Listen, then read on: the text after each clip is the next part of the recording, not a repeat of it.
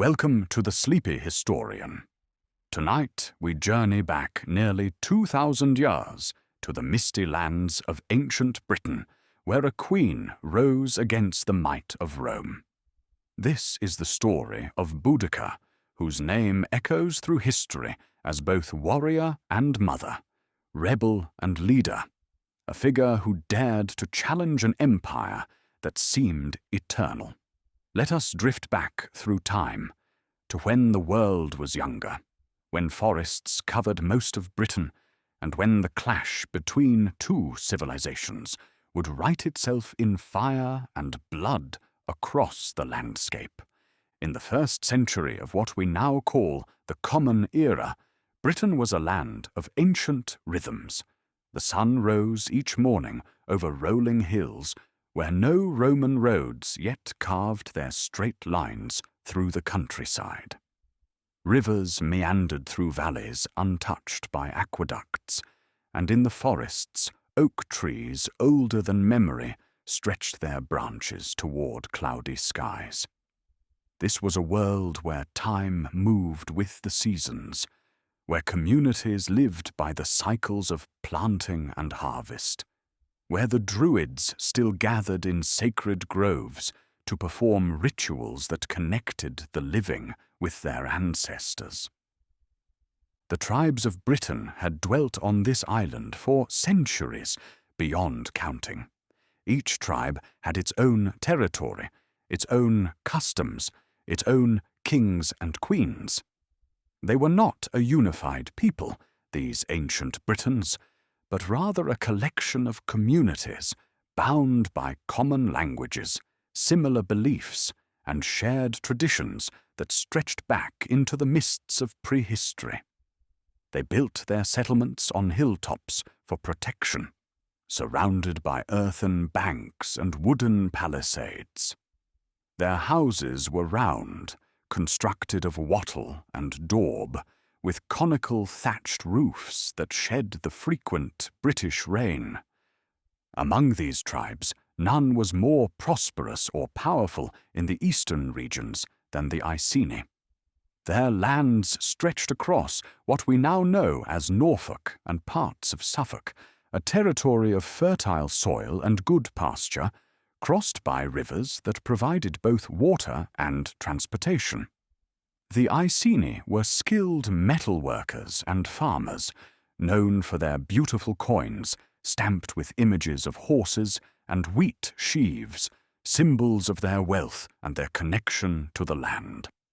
Their warriors carried long swords forged by master smiths, and their nobles wore elaborate torques of twisted gold around their necks, signs of status that caught the light like captured sunshine.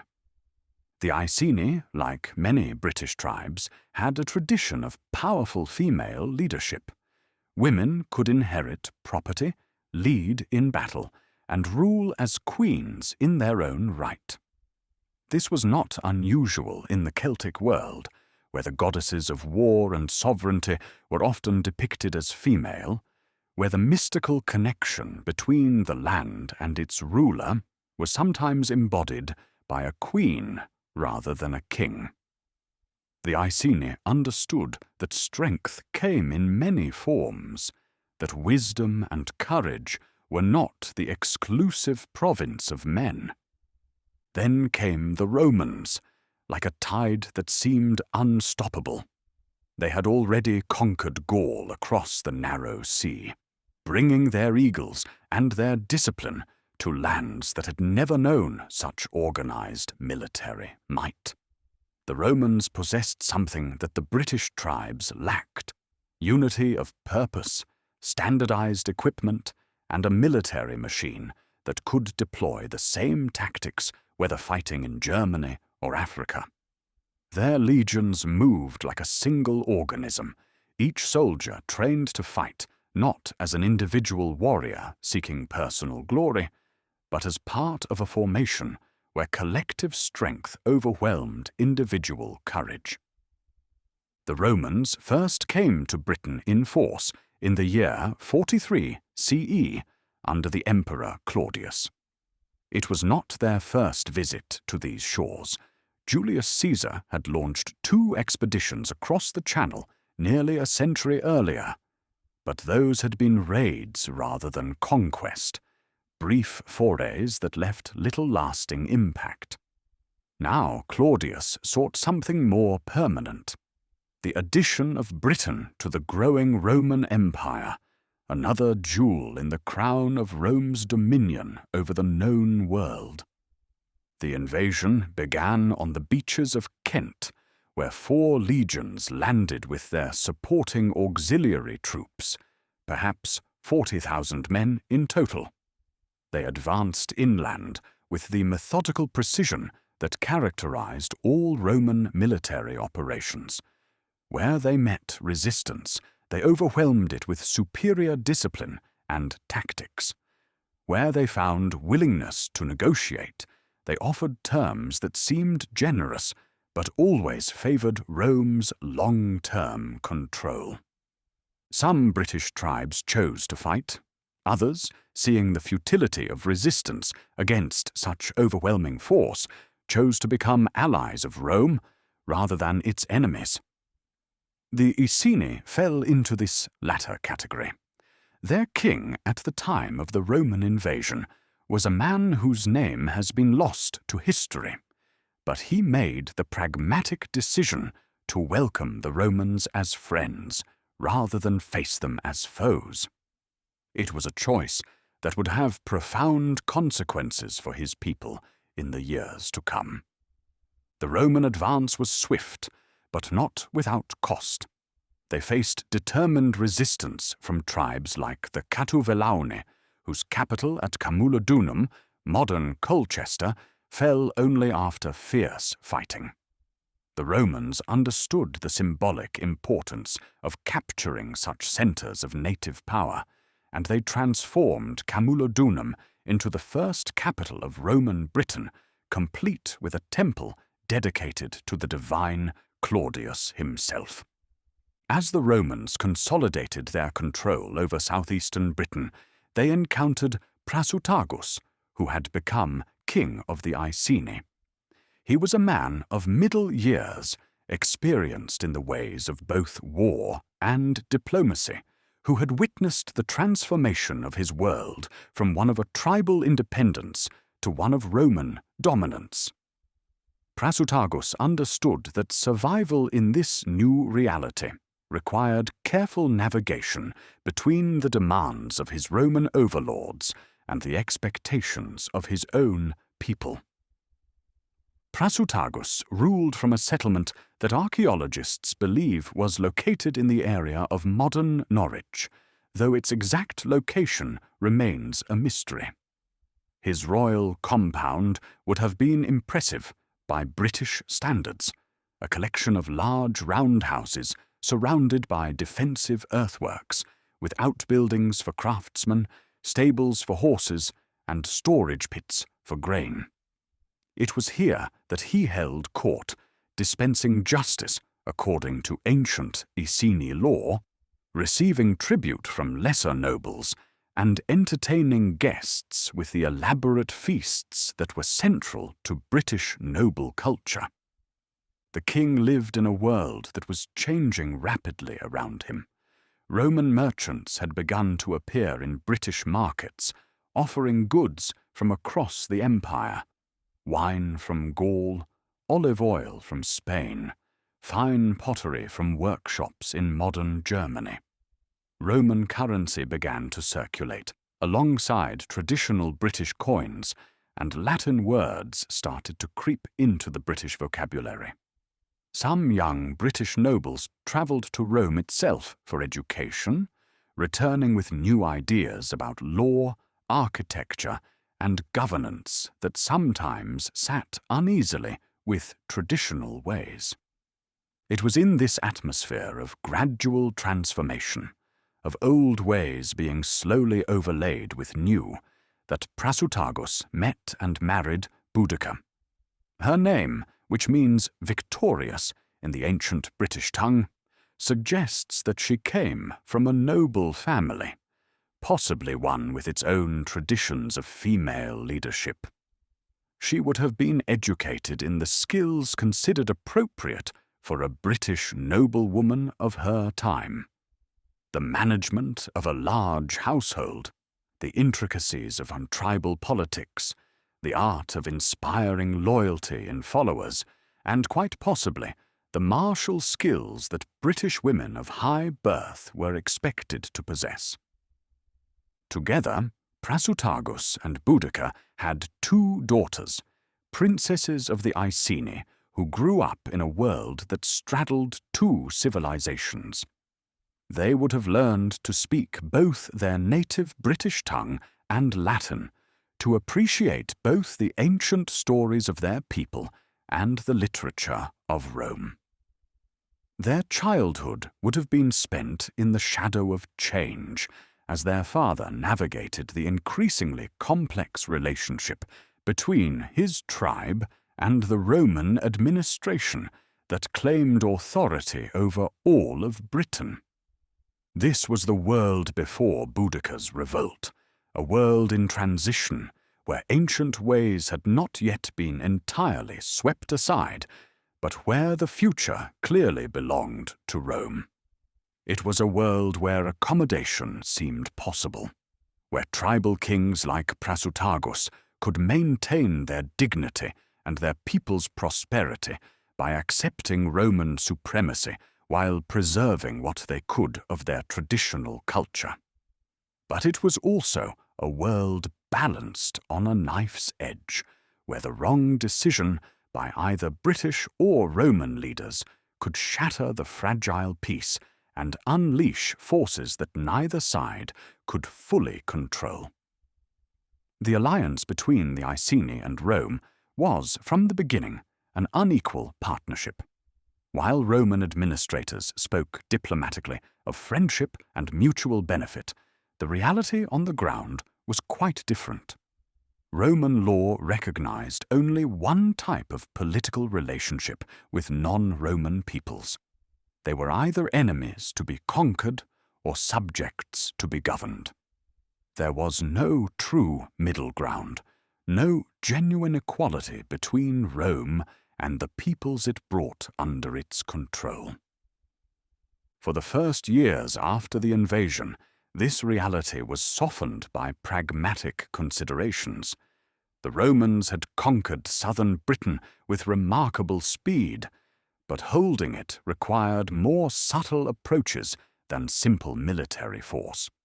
They needed local allies who could help administer territories too vast for direct Roman rule, native leaders who could serve as intermediaries between the conquerors and the conquered.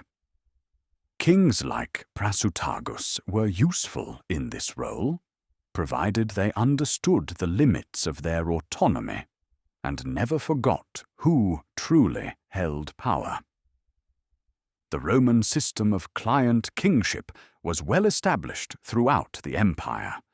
A native ruler would be allowed to retain his throne and many of the trappings of royalty, but always under the understanding that he ruled at Rome's pleasure and according to Rome's interests.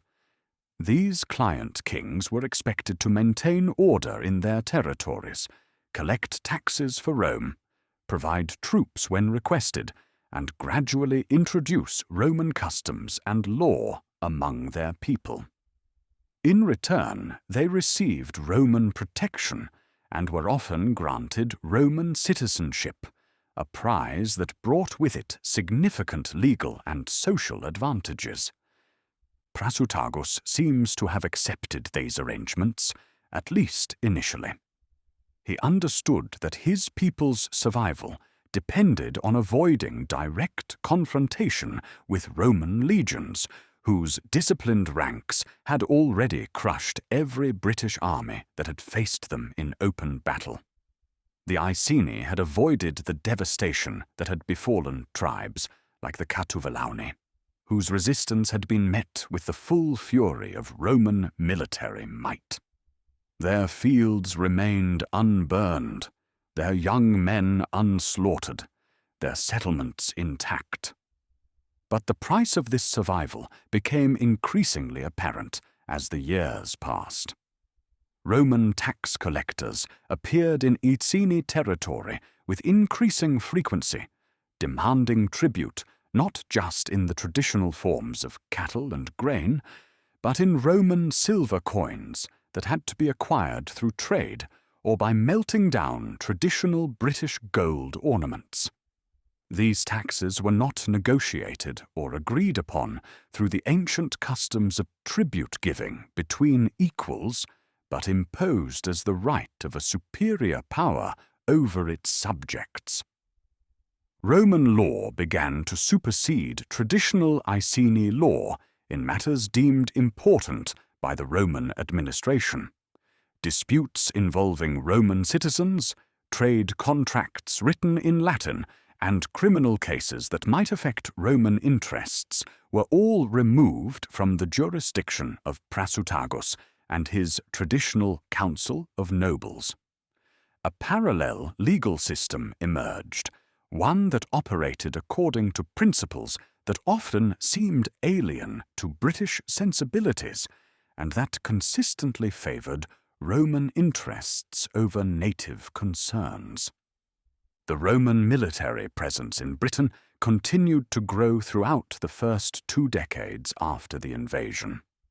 New forts appeared across the landscape, connected by the famous Roman roads that sliced straight across the countryside without regard for traditional boundaries or sacred sites. These roads were marvels of engineering, allowing Roman troops to move quickly to any trouble spot, but they also served as constant reminders of Roman power and Roman disregard for the ancient rhythms of British life. Perhaps most troubling to many Britons was the gradual erosion of their religious traditions. The Romans did not initially forbid the worship of British gods, but they did something potentially more damaging. They began to identify British deities with Roman ones, gradually transforming the ancient spirits of groves and streams into familiar Roman forms. The great temple complexes that had served as centres of British tribal identity were either abandoned or converted to Roman use. The Druids, the learned class who had served as judges, teachers, and keepers of traditional wisdom, found themselves particular targets of Roman suspicion. The Romans viewed the Druids as potential centres of resistance, men whose authority derived not from Roman approval, but from ancient British traditions. Roman writers accused the Druids of practicing human sacrifice, though modern scholars debate whether these accusations reflected reality or were merely propaganda designed to justify persecution of a potentially troublesome group. Under the governorship of Suetonius Paulinus, Roman policy toward the Druids hardened considerably. Paulinus was a military man, a veteran of campaigns in North Africa, who brought to Britain a soldier's approach to administration. He saw the Druids not as harmless priests, but as potential rebels who might one day unite the tribes against Rome. His solution was direct: the complete destruction of the Druidical centre on the island of Mona, modern Anglesey, which served as both a place of learning and a sanctuary where Druids from across Britain gathered. The assault on Mona in 60 CE was conducted with typical Roman efficiency. Paulinus assembled a force of infantry and cavalry, constructed boats to carry them across the Menai Strait, and launched a dawn attack on the sacred island. The Druids and their followers, caught by surprise, were slaughtered almost to the last person. The sacred groves were cut down, the ancient altars smashed, and the accumulated wisdom of generations went up in flames. News of the destruction of Mona spread quickly through Britain, carried by survivors who had fled the island and by Roman messengers who made no attempt to conceal what had been done. For many Britons, the attack represented something more than a military action. It was an assault on the very soul of their civilization, a declaration that Rome intended not just to rule their bodies, but to extinguish their culture entirely. Among the Iceni, reaction to the news was mixed. Some, particularly the younger nobles who had received Roman educations, argued that the Druids had brought their fate upon themselves by clinging to old ways that had no place in the new Roman world. Others, especially among the common people, saw the destruction of Mona as a harbinger of what awaited all British traditions that did not conform to Roman expectations. Prasutagus himself walked a careful line in his response to these events. As a client king, he could not openly condemn Roman actions without risking his own position. But as a British king, he could not entirely ignore the outrage of his people. He seems to have chosen a middle course, neither celebrating the Roman victory nor denouncing it, but rather focusing his efforts on protecting his own people from similar Roman attention. The king's careful diplomacy became increasingly difficult to maintain as Roman demands on the Iceni grew heavier. The initial terms of alliance, which had seemed generous in the aftermath of conquest, were gradually revised in Rome's favor. Tribute payments increased, justified by the need to support the growing Roman garrison in Britain. Land that had traditionally belonged to the tribe was declared available for Roman veterans who had completed their military service and deserved grants of fertile territory. Roman merchants and settlers began to appear in Iceni territory in growing numbers, bringing with them not just new goods and new customs, but new attitudes toward land ownership, labor relations, and social hierarchy that often conflicted with traditional British practices. These Romans enjoyed legal privileges that protected them from traditional forms of justice while subjecting Britons to Roman law when conflicts arose. The cultural pressure was perhaps as significant as the political and economic demands. Roman officials made clear their view that British customs were primitive and barbarous, suitable only for gradual replacement by superior Roman ways. British nobles were encouraged to adopt Roman dress, Roman architectural styles for their homes, Roman forms of entertainment. Those who embraced Roman culture found doors opened for them. Those who clung too obviously to British traditions found themselves increasingly marginalized. Young Iceni nobles faced particular pressure to demonstrate their loyalty to Rome through cultural assimilation. They were encouraged to send their sons to Roman schools, to participate in Roman religious festivals, to seek Roman military commissions or civilian posts in the provincial administration.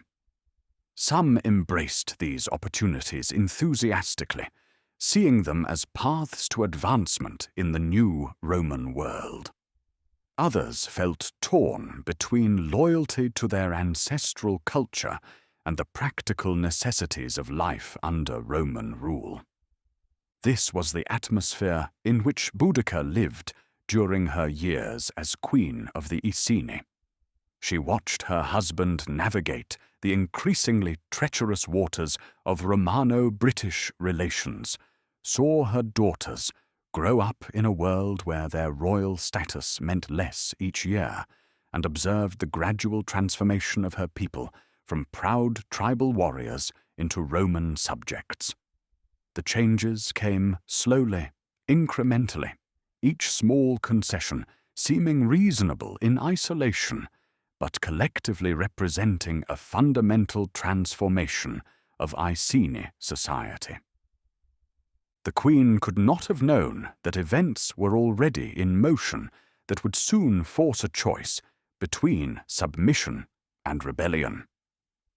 In distant Rome, the Emperor Claudius was aging, and the stability that had characterized the early years of Roman rule in Britain would not survive his passing.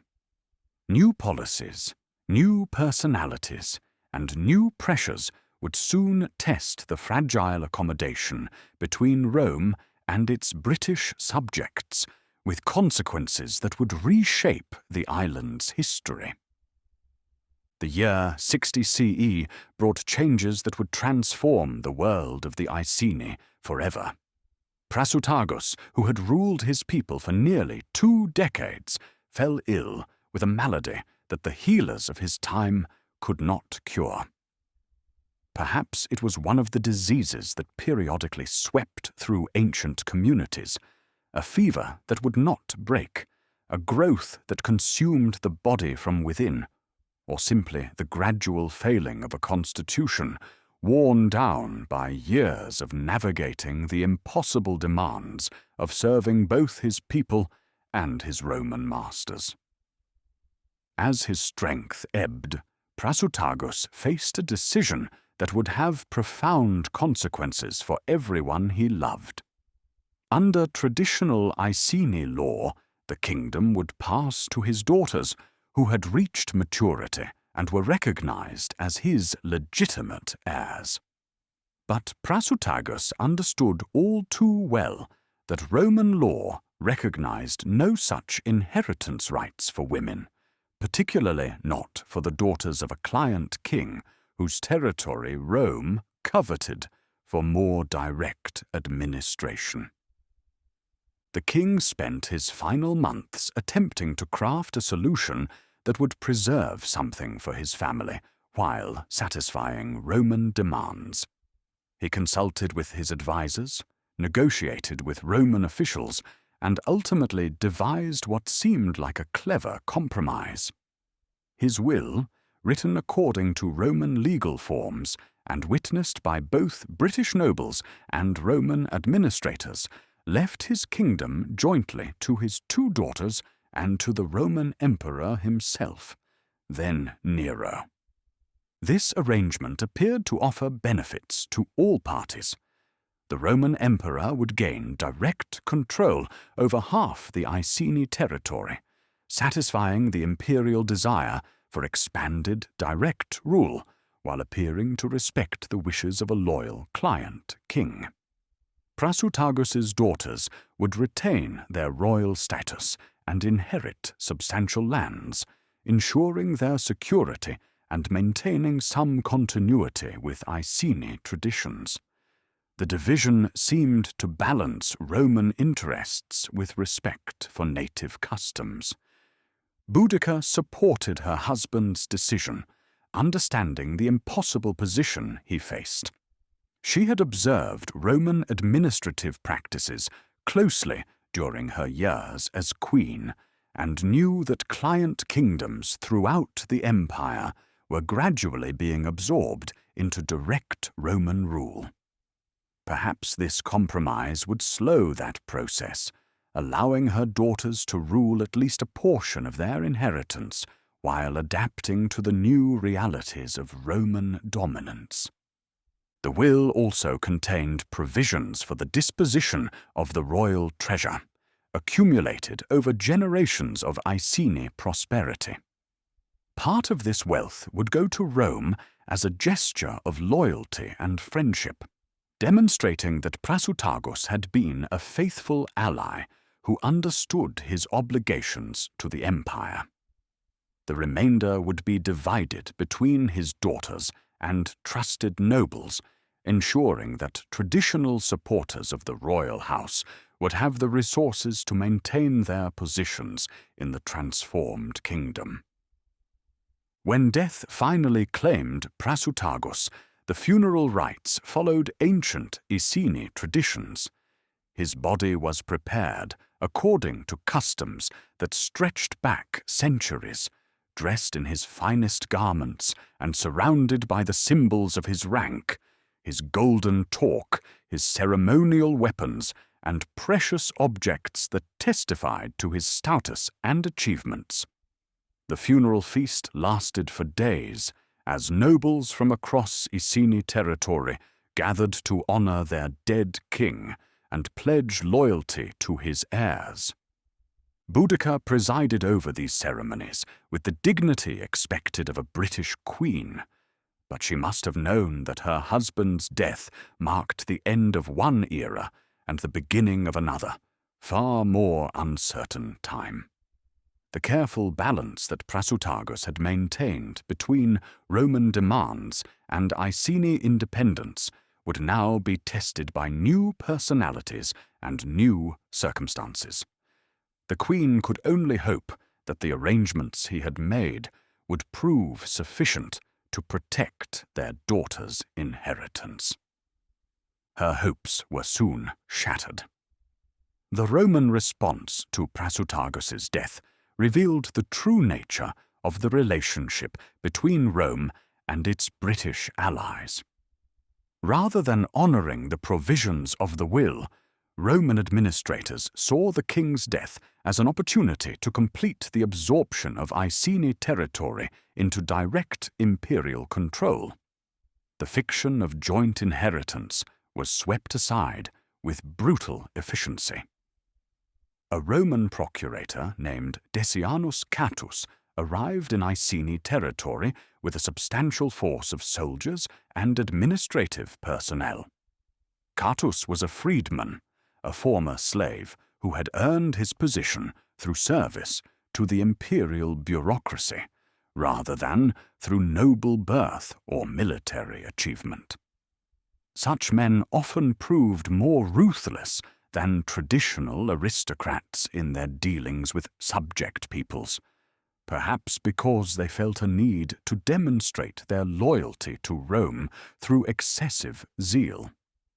Catus announced that the will of Prasutagus was invalid under Roman law, which did not recognize the right of a client king to dispose of his territory as if it were personal property. The entire Iceni kingdom, he declared, belonged to Rome by right of conquest and had only been administered by Prasutagus during his lifetime as a convenience to imperial policy. With the king's death, there was no longer any need to maintain the pretense of native rule. The procurator's next actions demonstrated the thoroughness of Roman administrative methods. Royal properties were surveyed and catalogued, with Roman officials determining which lands would be retained under direct imperial control and which might be sold or granted to Roman settlers. The royal treasure, accumulated over generations, was seized as property belonging to the Roman state. Traditional Iceni nobles found themselves dispossessed of lands they had held for generations, their titles and privileges declared void under Roman law. Boudica protested these actions with all the authority remaining to her as queen, demanding that Roman officials honor her husband's will and respect the legal arrangements he had made. Her protests were not only ignored, but were seen as evidence of dangerous defiance that required correction. To the Roman mind, a British woman who dared to challenge Roman authority was acting outside the proper bounds of her sex and her station. What followed was a deliberate act of humiliation designed to demonstrate Roman power and discourage any thoughts of resistance among the Iceni. Boudica was publicly flogged, stripped and beaten like a common criminal in front of her own people and the Roman soldiers who had come to enforce imperial will. This was not mere punishment, but calculated degradation, intended to destroy her authority as a leader and send a clear message about the consequences of defying Rome. The humiliation was extended to her daughters, who were subjected to sexual assault by Roman soldiers. This violence was not random brutality, but systematic policy, designed to break the spirit of the royal family and demonstrate that even the highest-born Britons enjoyed no protection from Roman power. The princesses, who had grown up expecting to inherit their father's kingdom, instead found themselves victims of a calculated campaign of terror. News of these outrages spread throughout Iceni territory with the speed of wildfire. The common people, who had respected Prasutagus and honored his family, were appalled by the treatment of their queen and princesses. Traditional warriors who had served the royal house with loyalty felt their oaths dishonored by their inability to protect the women they had sworn to defend. The careful accommodation between Roman rule and British dignity, maintained for nearly 2 decades, collapsed in a matter of days. The reaction among other British tribes was swift and intense. The neighboring Trinovantes, who had their own grievances against Roman rule, saw in Boudica's treatment a preview of what awaited all British royal houses that had maintained their independence through alliance with Rome. If the Romans could so casually destroy the family of a loyal client king, what protection did any British noble enjoy? Roman veterans who had been settled on Trinovantian land as part of their military retirement had already created significant tensions in that region. These former soldiers, accustomed to the discipline and hierarchy of legion life, had little patience with British customs or sensibilities. They treated the native population with the contempt that conquerors often show for the conquered, taking what they wanted and giving little in return except the supposed benefits of Roman civilization. The temple of Claudius at Camulodunum had become a particular source of resentment among the Trinovantes. Built on the site of their former capital, this massive structure served not just as a place of worship, but as a symbol of Roman dominance and a financial burden on the local population. The Trinovantes were expected to contribute to the temple's construction and maintenance, funding what they saw as a monument to their own subjugation. British nobles from across the region began to gather in secret councils, meeting in sacred groves and hilltop forts to discuss their response to Roman actions. These meetings were dangerous. Roman law treated unauthorized assemblies of native leaders as potential treason, but the outrage over Boudica's treatment made the risks seem acceptable. Traditional enemies set aside ancient feuds to consider joint action against their common Roman oppressors. The Queen herself became the focal point of these growing discussions. Her suffering had made her a symbol of British dignity violated and British honor trampled underfoot. The public humiliation intended to break her spirit had instead transformed her into something far more dangerous to Roman interests, a martyr whose wounds testified to Roman brutality and whose survival proved that British spirit could not be entirely crushed. Boudica's transformation from accommodating queen to potential rebel leader didn't happen overnight. The woman who had supported her husband's careful diplomacy with Rome needed time to process what had been done to her family and to decide how to respond.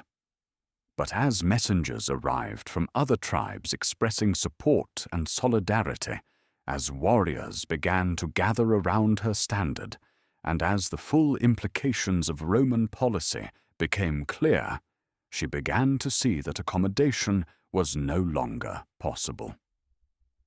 The choice facing Boudica was stark. Accept the destruction of everything her family had built and submit to complete Roman domination, or resist with whatever strength she could muster, and face the likely consequences of challenging the might of Rome. For a woman who had grown up in the traditions of British royalty, who had learned that leadership meant protecting one's people even at personal cost, the decision, once made, would prove irrevocable. The stage was set for confrontation. Roman officials, confident in their military superiority and legal authority, had perhaps acted too hastily in their treatment of the Iceni royal family. They had awakened forces that careful diplomacy had kept dormant, forces that would soon test whether Roman rule in Britain could survive the fury of people who had nothing left to lose. In the months following her humiliation, Boudica underwent a transformation that would echo through history. The woman who had once worked alongside her husband to maintain peace between two worlds now found herself cast as the voice of British resistance against Roman oppression. Her personal suffering had become a symbol of her people's suffering. Her family's destruction, a reflection of the systematic dismantling of British independence that had been proceeding gradually but inexorably since the conquest. The Queen's first task was to channel the outrage of her own people into something more than random violence. The Iceni warriors who had witnessed her degradation were ready to strike back immediately, their anger hot and immediate.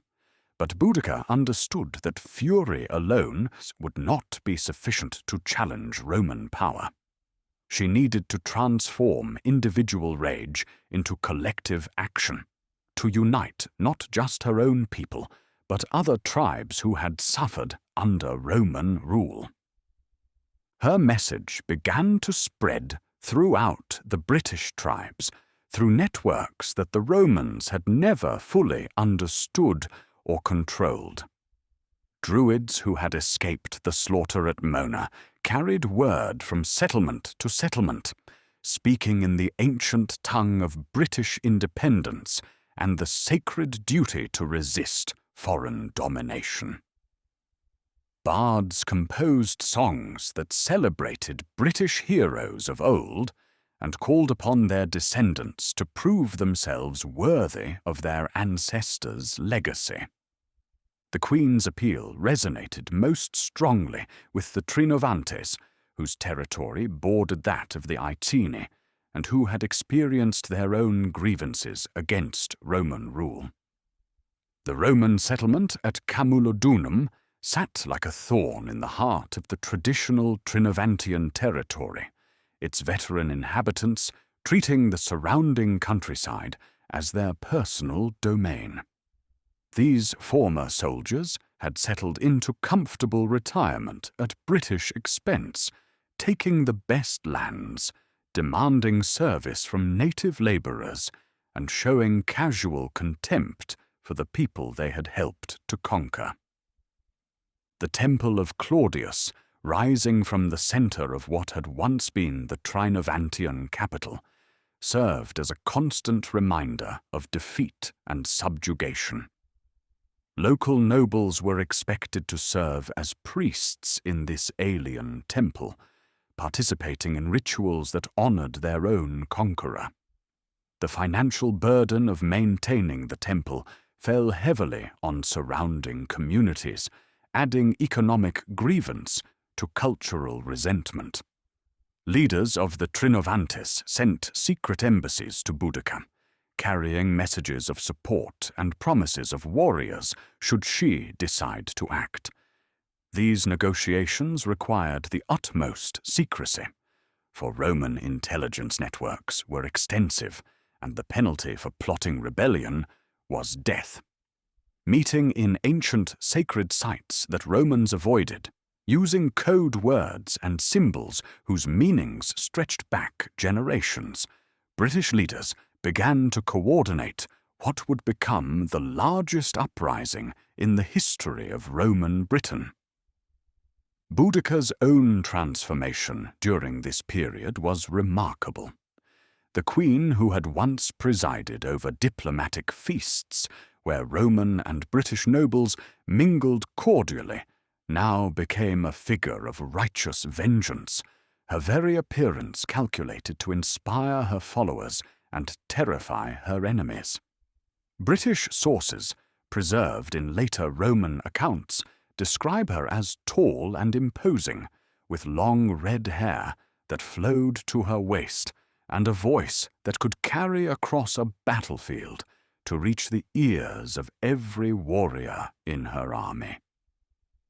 She began to appear at tribal gatherings dressed for war rather than diplomacy, wearing the traditional British war shirt of blue-dyed cloth and carrying the weapons of her ancestors.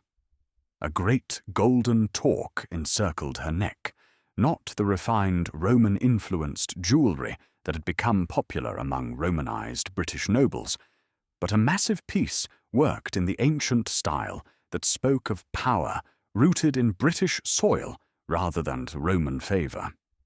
The Queen's message to her people drew on the deepest traditions of British culture.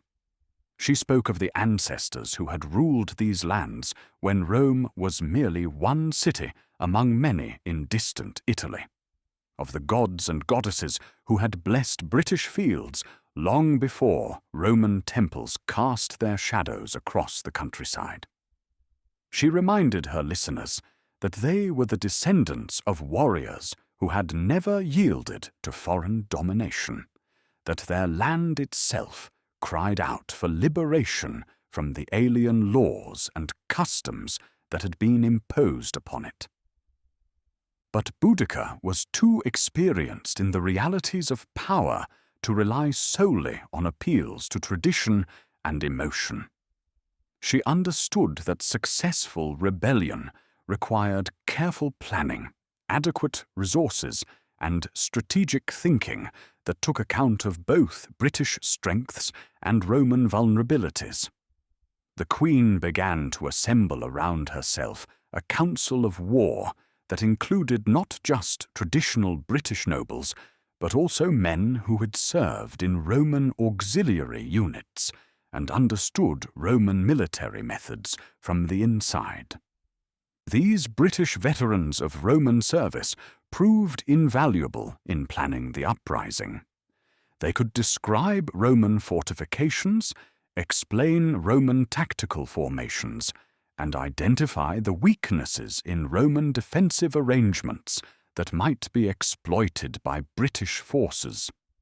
Some of these men had served with distinction in Roman campaigns in other parts of the empire, earning decorations and privileges that they were now willing to sacrifice for the cause of British independence. The gathering rebellion also benefited from intelligence provided by British servants, laborers, and craftsmen who worked in Roman settlements but maintained loyalty to their native traditions.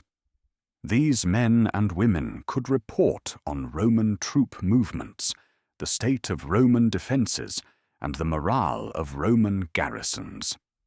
They formed a network of informants that kept Boudica informed about Roman preparations while concealing her own activities from Roman attention. Weapons began to accumulate in hidden caches throughout Iceni and Trinovantian territory. British smiths worked overtime to forge new sword blades and spear points, while old weapons were retrieved from places of concealment where they had been hidden since the conquest. Traditional British war chariots, which had not been seen in large numbers for years, were rebuilt and their horses retrained for battle. The logistical challenges of preparing a major uprising were enormous. Boudica needed to coordinate the activities of multiple tribes while maintaining secrecy about her intentions, to accumulate supplies for a campaign whose duration could not be predicted, and to plan attacks on multiple Roman positions simultaneously to prevent the enemy from concentrating their forces against her. The Queen also faced the delicate task of managing expectations among her followers. Many British warriors, inspired by stories of ancient heroes, believed that courage and righteous anger would be sufficient to overcome Roman discipline and technology. Boudica needed to harness this enthusiasm while ensuring that her forces understood the magnitude of the challenge they faced. Rome had conquered most of the known world, not through accident, but through military superiority that would not be easily overcome. As winter gave way to spring in the year 60 CE, the pace of preparations accelerated. Messengers moved constantly between tribal territories, carrying coded messages and coordinating plans. Warriors began to drift toward predetermined assembly points, traveling in small groups to avoid attracting Roman attention. Supplies were positioned at strategic locations where they would be available when the uprising began. The Queen established her base of operations at a location that has never been definitively identified by archaeologists, but was probably somewhere in the Breckland region of Norfolk, an area of heathland and forest that provided natural concealment while remaining accessible to messengers from allied tribes. Here she held court in the traditional manner, dispensing justice, receiving oaths of loyalty, and making the final preparations for war. The moment of decision came when Boudica received word that Suetonius Paulinus, the Roman governor of Britain, had committed the majority of his forces to a campaign against the remaining Druids in Wales.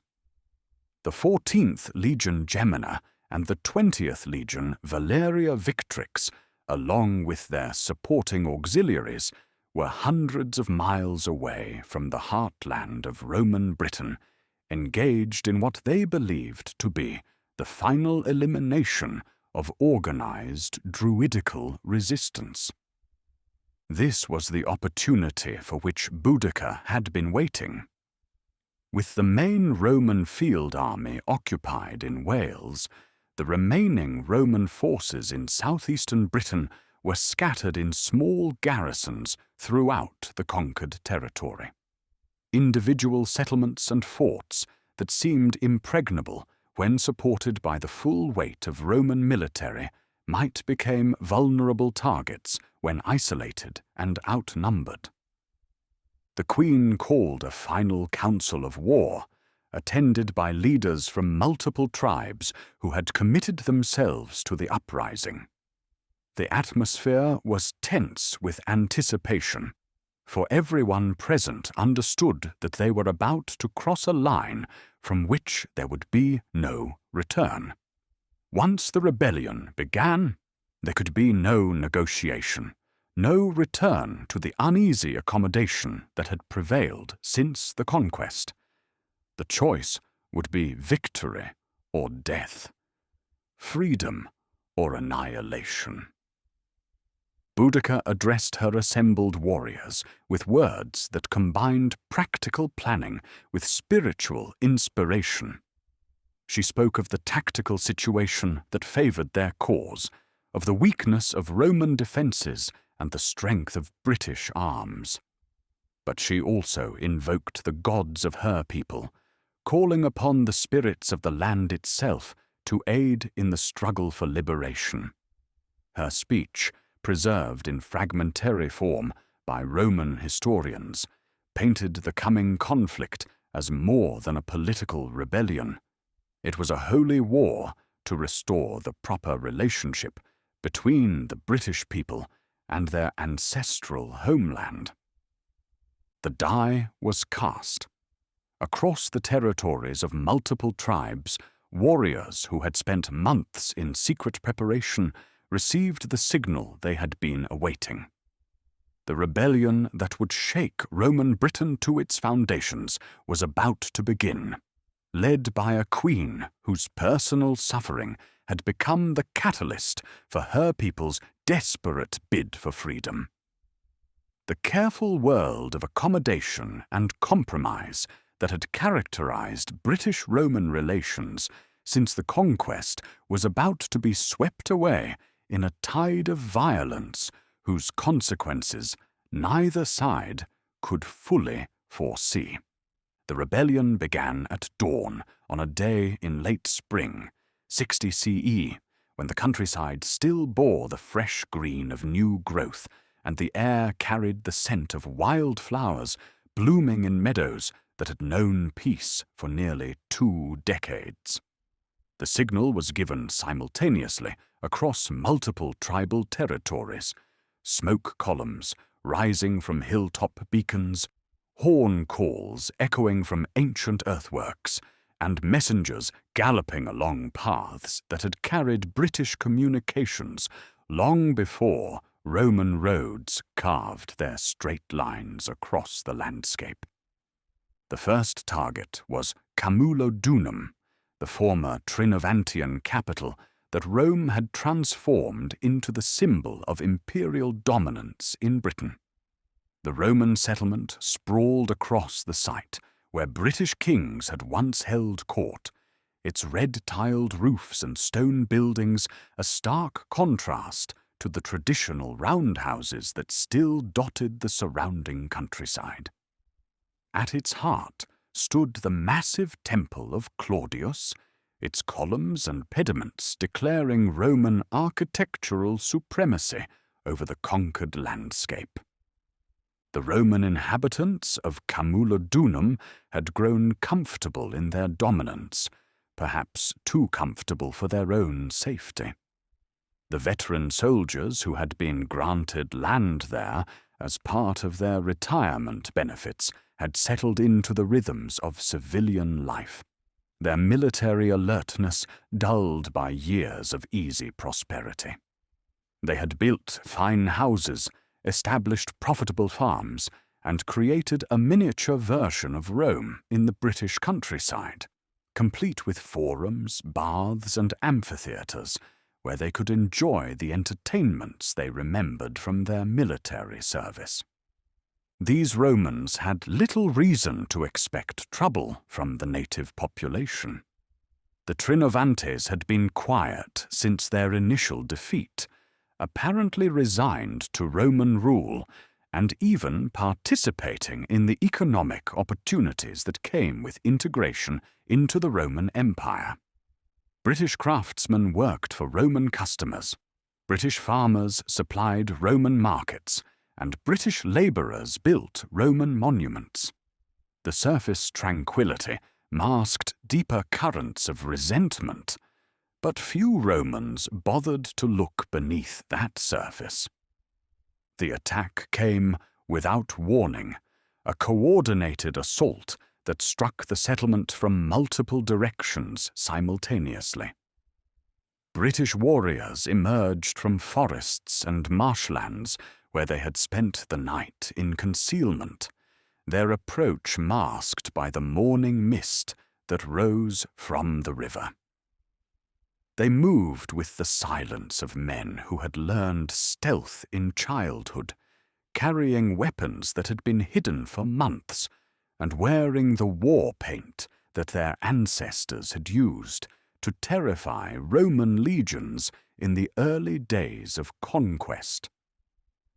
Boudica herself led the main assault, mounted in a traditional British war chariot that had been decorated with the symbols of her royal house and the gods of her people.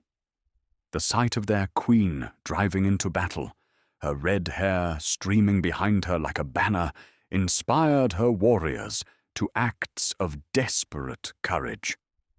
Her daughters rode beside her, transformed from victims of Roman violence into symbols of British resistance, their presence testimony to the personal nature of this conflict. The Roman response was hampered by surprise and confusion. The veterans of Camulodunum were skilled soldiers, but they had been living as civilians for years, their weapons stored away, and their military instincts dulled by comfortable routine. Many were caught in their homes, struggling to find armor and weapons, while British warriors broke down their doors. Others managed to reach predetermined rally points, only to find themselves outnumbered and surrounded by enemies who seemed to emerge from every direction. The fighting in the streets of Camulodunum was brutal and personal, characterized by the fury of people who had been driven beyond the limits of endurance. British warriors who had been forced to bow their heads to Roman authority for decades now had their chance for revenge, and they took it with compound interest. Roman families who had lived comfortably on the profits of conquest found themselves facing the violence that their presence had helped to impose on the native population.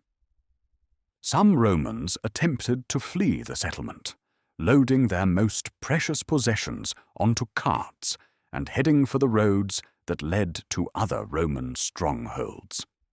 But the rebellion had been planned too carefully to allow such escape. British warriors waited in ambush along every major route, cutting down those who tried to carry news of the uprising to other Roman positions. The few Romans who managed to escape did so only by abandoning the roads entirely and making their way cross-country through terrain they barely knew. The Temple of Claudius, built to symbolize the eternal nature of Roman rule, became the scene of the rebellion's most symbolic victory. A group of Roman survivors had barricaded themselves inside the massive stone structure, believing its walls would protect them from British fury. For 2 days they held out, while British warriors camped around the temple and prepared for a final assault. Boudica herself supervised the preparations for taking the temple, understanding the symbolic importance of this moment. The building represented everything that Romans had imposed on British soil: alien architecture, foreign gods, and the demand that conquered peoples worship their own conquerors. Its destruction would send a message that Roman domination was not eternal, that British gods still held power in British lands.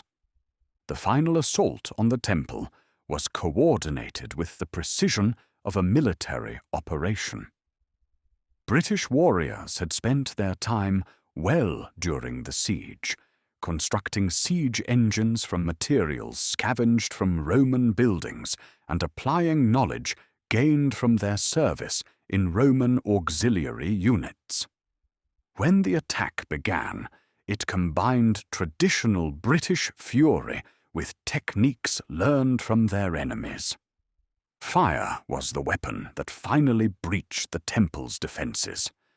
British warriors piled combustible materials against the wooden doors and window frames, then set them ablaze with torches that had been blessed by surviving druids in ceremonies that invoked the ancient gods of the British Isles. The flames that consumed Claudius's temple carried more than physical destruction. They represented the burning away of Roman pretensions to divine authority over conquered peoples. The fall of the temple marked the complete destruction of Camulodunum as a Roman settlement. Those Romans who had not been killed in the initial fighting had perished in the siege or in the final assault on their last refuge. The British warriors who had taken the town methodically destroyed every symbol of Roman presence, pulling down statues, smashing inscriptions, and reducing the forums and amphitheaters to rubble. But the rebellion's leaders understood that destruction alone would not secure British independence. While some warriors celebrated their victory with traditional war dances and feasts, others were already preparing for the next phase of the campaign. Messengers carried news of Camulodunum's fall to other tribes throughout Britain, calling upon them to join the uprising before Roman forces could recover from the surprise attack. The speed with which news of the victory spread demonstrated the effectiveness of British communication networks that Romans had never fully appreciated. Within days of Camulodunum's fall, tribes as distant as the Welsh borders and the Scottish Highlands had heard of Boudica's success. Some sent warriors to join her forces, while others began their own attacks on Roman positions in their territories. The psychological impact of Camulodunum's destruction was as important as its military significance. For nearly 20 years, Romans had seemed invincible in Britain, their technological superiority and military discipline overwhelming every form of British resistance. The fall of their most important settlement east of London shattered the myth of Roman invincibility and demonstrated that organized British forces could defeat Roman defenders when circumstances favored the attackers. Roman reaction to news of the uprising was swift, but initially ineffective. The scattered garrisons throughout southeastern Britain were too small and too isolated to mount an effective counterattack against Boudica's growing forces. Individual commanders had to choose between abandoning their positions to concentrate with other Roman forces or attempting to defend their isolated forts against overwhelming odds. Most chose to abandon outlying positions and fall back toward more defensible locations, but this strategic withdrawal was seen by many Britons as evidence of Roman weakness. Communities that had remained neutral in the early stages of the rebellion began to declare for Boudica as it became clear that Roman power in the region was collapsing.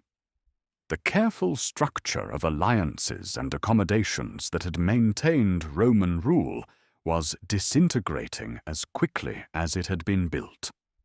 The Queen herself was transformed by her victory from a local leader into a figure of national significance.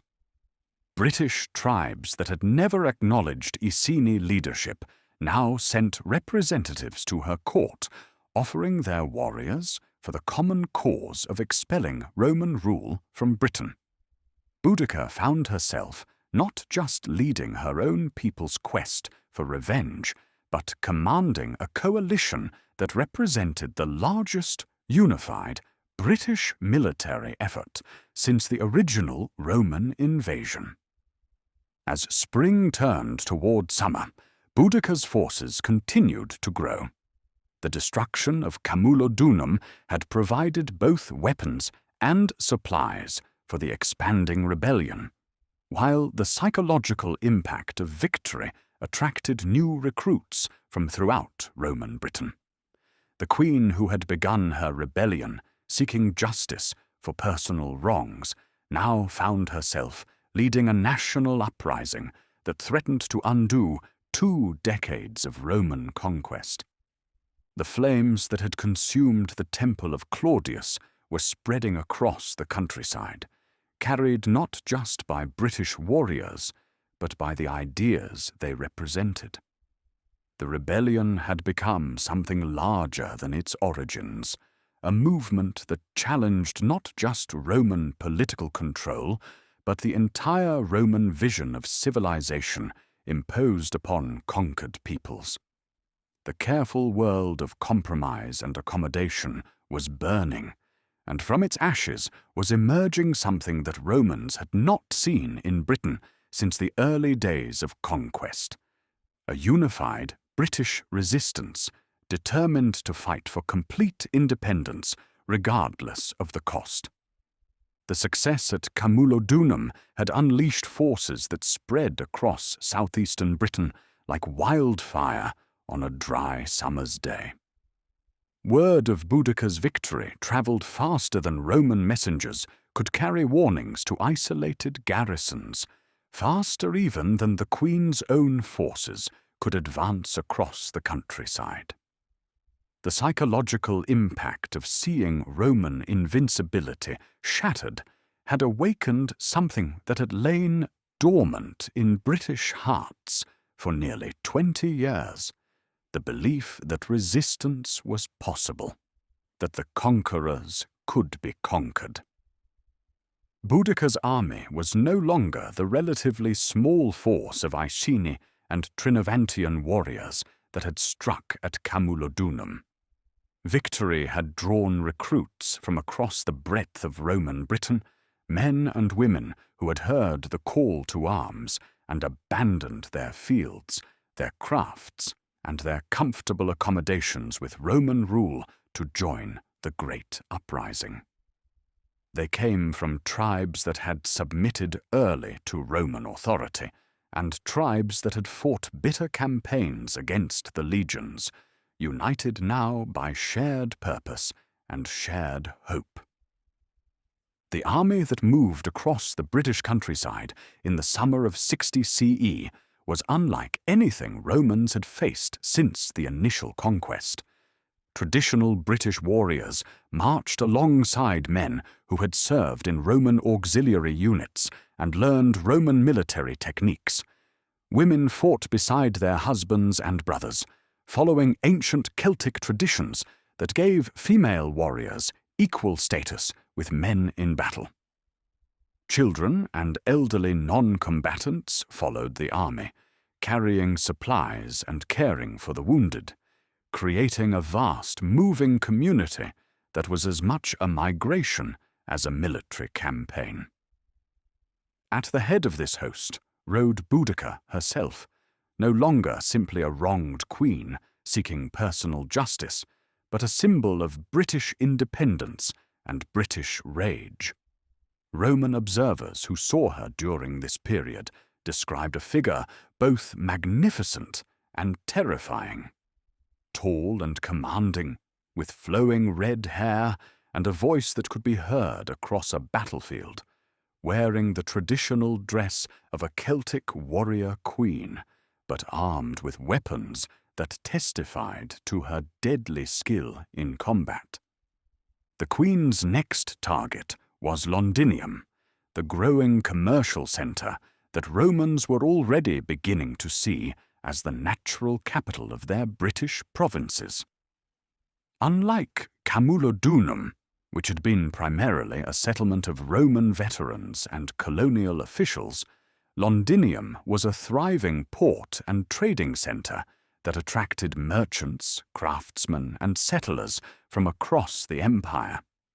Its population was mixed, including not just Romans, but also Greeks, Gauls, Germans, and even some Britons who had embraced the opportunities offered by Roman commerce. Londinium sat at a strategic crossing point of the Thames, where the river was narrow enough to bridge, but still deep enough for ocean-going vessels to reach the town's wharves. Roman engineers had built the first London Bridge at this spot, a timber structure that carried the great road known as Watling Street across the river and northward toward the military frontier. The town that grew up around this crossing had quickly become the commercial heart of Roman Britain, its warehouses filled with goods from across the empire, and its markets bustling with traders from a dozen different provinces. But Londinium's commercial importance had not been matched by military strength. The town had no walls, no permanent garrison of regular troops, and no fortifications beyond a wooden palisade that was adequate to deter bandits, but useless against an organized army. Its population, focused on trade and commerce rather than war, was ill-prepared to resist the approaching storm of British fury. News of Camulodunum's fall reached Londinium ahead of Boudica's army, carried by the few Roman survivors who had escaped the destruction and by merchants whose trading networks extended throughout southeastern Britain. The reaction among Londinium's population was panic mixed with disbelief. Many Romans had convinced themselves that the age of British resistance was over, that the conquered peoples had accepted their place in the Roman world. The reality of organized British rebellion, led by a native queen and capable of destroying established Roman settlements, challenged everything they thought they understood about their security in Britain. Some of Londinium's inhabitants attempted to flee before Boudica's forces arrived, loading their possessions onto ships and heading downriver toward the safety of Gaul. But the rebellion had spread faster than these refugees could travel, and many found British warriors waiting for them at river crossings and coastal ports. The careful network of Roman control that had made travel safe and commerce profitable now worked against those who had benefited from it, as roads that had been built to move Roman troops became highways for British vengeance. The procurator Decianus Catus, whose harsh treatment of Boudica's family had helped to ignite the rebellion, was among those who fled Londinium rather than face the consequences of his actions. He and his staff boarded ships in the Thames and sailed for Gaul, carrying with them the imperial treasury and leaving the civilian population to face Boudica's wrath without leadership or adequate defense. Suetonius Paulinus, the Roman governor who had been campaigning in Wales when the rebellions began, received word of the uprising while his forces were still engaged in mopping up operations against the Druids. His initial reaction was to march his army eastward as quickly as possible, hoping to relieve Londinium before it could fall to the rebels. But as reports reached him of the size and determination of Boudica's forces, he began to recalculate the strategic situation. The governor faced a difficult decision that would determine the fate of Roman Britain. He could attempt to defend Londinium with the forces available to him, but this would risk his army in a battle against overwhelming odds in a location that offered no tactical advantages. Alternatively, he could sacrifice the town to preserve his military strength, withdrawing to a more defensible position where Roman discipline and training could be used to maximum effect against British numbers.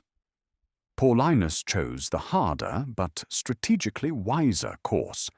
He sent orders to evacuate Londinium of those inhabitants who could be saved, while positioning his army to strike at Boudica when circumstances favored Roman victory rather than British momentum.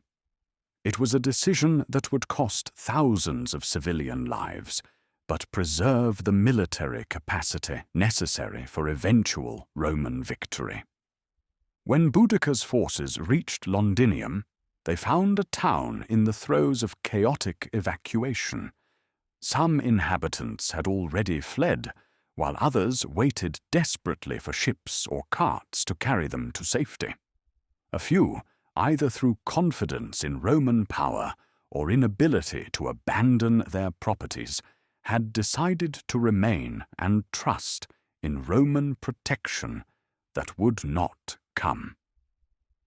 The attack on Londinium was even more devastating than the assault on Camulodunum had been. Where the earlier battle had been fought against trained veterans who offered organized resistance, Londinium's defenders were primarily merchants and craftsmen with little military experience.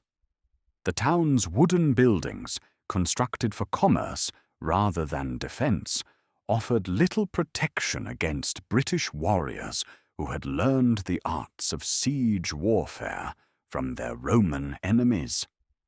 Fire was again Boudica's most effective weapon. The warehouses full of goods from across the empire provided fuel for flames that spread quickly through the closely packed buildings. The Thames itself seemed to burn as oil and other flammable cargoes caught fire on ships moored at the wharves. The smoke that rose from burning Londinium could be seen from miles away, a dark column that announced to all of southern Britain that Roman power was collapsing. The destruction of Londinium was more thorough than that of Camulodunum had been, partly because the town was larger and more prosperous, but mainly because the rebellion had gained momentum and organization since its first victory.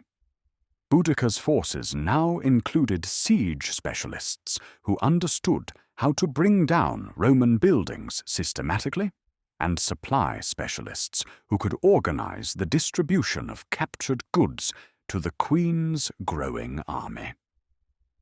But the fall of Londinium also revealed some of the weaknesses that would ultimately doom the British rebellion. The easy victory over helpless civilians encouraged a level of brutality that alienated potential British allies who might have supported a more disciplined resistance movement. The massacre of Londinium's mixed population, including Britons who had chosen to work with rather than against Roman authority, demonstrated that Boudica's rebellion was becoming as much about vengeance as about liberation. Archaeological evidence from London suggests that the destruction was indeed comprehensive. Layers of burnt debris from this period have been found across the ancient city, containing melted coins, charred pottery, and the remains of buildings that were never rebuilt on their original foundations. The material evidence supports the Roman historical accounts that described Londinium's destruction as complete and devastating. The psychological impact of Londinium's fall spread far beyond Britain itself. News of the rebellion reached Rome through the survivors who had fled to Gaul, creating panic in the imperial capital about the security of all Roman provinces. If a settled province like Britain, conquered nearly 20 years earlier and thought to be pacified, could explode into rebellion, what did this suggest about the stability of Roman rule elsewhere in the empire? Nero's government responded to the crisis by dispatching reinforcements to Britain and by initiating a review of colonial policy throughout the empire. The treatment of subject peoples that had seemed adequate when it produced tribute and stability was reconsidered in light of its potential to generate the kind of unified resistance that Boudica had organized. The rebellion was forcing Rome to confront the contradictions in its imperial policy, the tension between exploitation and integration that lay at the heart of Roman governance. For Boudica and her followers, however, the destruction of Londinium represented vindication of their cause and confirmation that Roman power could be broken by British determination. The Queen's army had grown to enormous size, swelled by volunteers from tribes across Britain who saw in her victories proof that the ancient gods still favoured British arms over Roman engineering. The rebellion had become a crusade, a holy war to restore British independence and British honour. As summer advanced and news of victory followed victory, it seemed possible that the impossible might be achieved: the complete expulsion of Roman authority from Britain and the restoration of native rule throughout the island. The flames that had consumed two of Roman Britain's most important settlements were spreading across the countryside, carried by an army that seemed unstoppable and a leader who had transformed personal tragedy into national liberation. But even as Boudica's forces celebrated their victories and prepared for further conquests, Roman discipline and Roman strategic thinking were preparing a response that would test whether British courage could ultimately prevail against Roman military science. The rebellion had won its initial victories against surprised and outnumbered opponents, but its greatest challenges lay ahead. The third great settlement to feel the wrath of Boudica's rebellion was Verulamium, known today as Saint. Albans, which stood astride the Roman road called Watling Street, some 20 miles northwest of the smoking ruins of Londinium. Unlike Camulodunum, which had been primarily a colonial settlement of Roman veterans, or Londinium, which had grown as a commercial centre, Verulamium represented something more complex and perhaps more tragic in the context of the rebellion. It was a municipium, a native British settlement that had been granted Roman citizenship and had embraced Roman culture more thoroughly than almost any other community in Britain. The inhabitants of Verulamium were Catuvelauni, members of the tribe that had offered the fiercest resistance to the Roman invasion under their king Caratacus, but who had subsequently made their peace with Rome and had even prospered under Roman rule. The town itself was a showcase of what Roman administrators liked to call the civilizing effects of imperial rule. A planned community with straight streets laid out in a grid pattern, substantial stone buildings that imitated Roman architectural styles, and public amenities like baths, theatres, and forums that brought the luxuries of Roman urban life to the British countryside.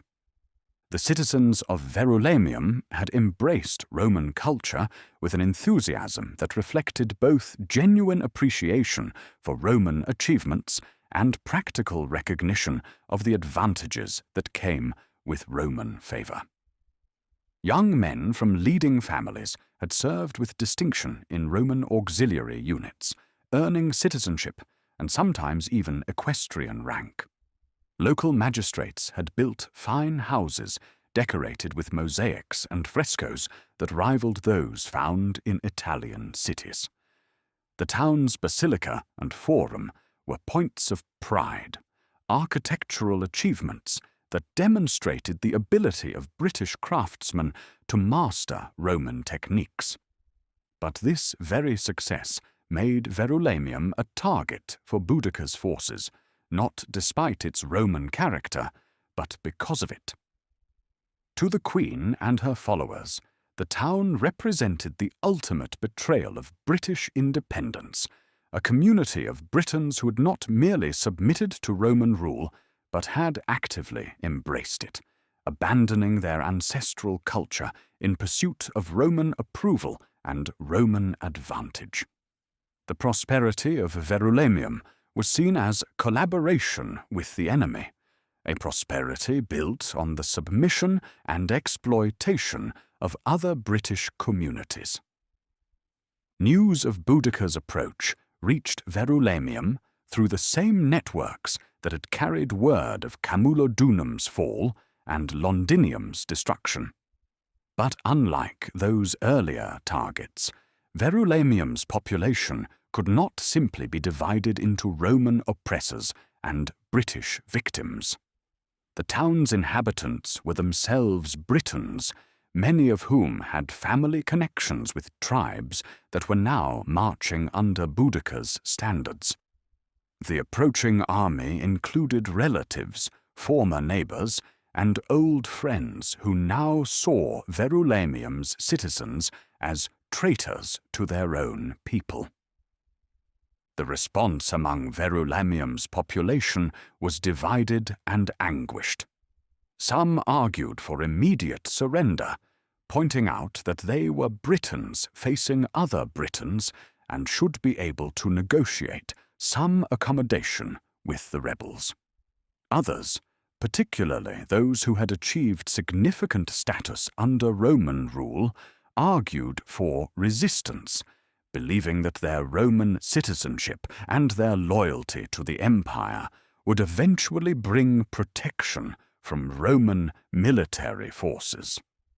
A third group advocated flight, abandoning the town and seeking safety in Roman strongholds that might be able to withstand the rebellion until imperial reinforcements could arrive.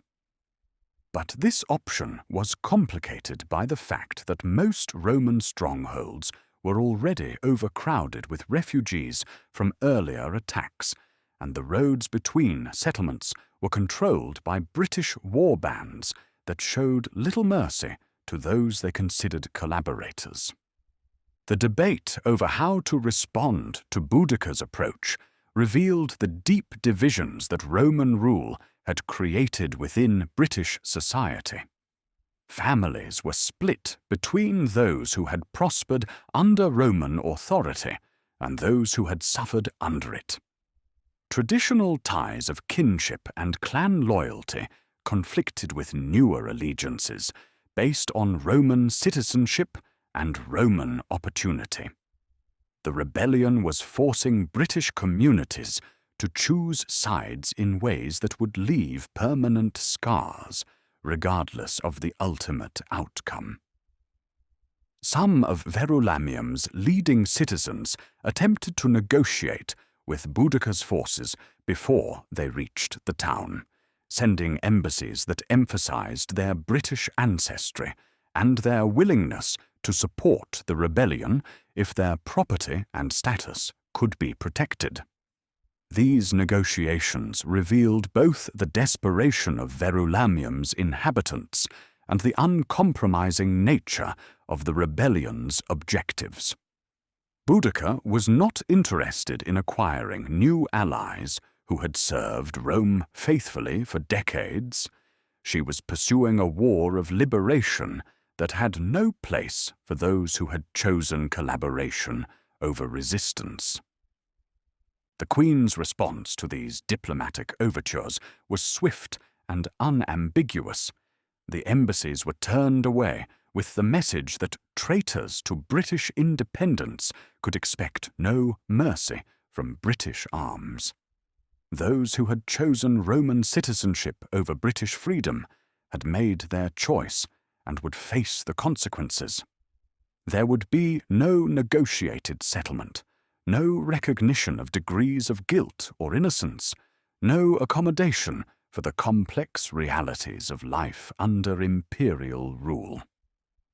When Boudica's army finally reached Verulamium, the town's fate was sealed within hours.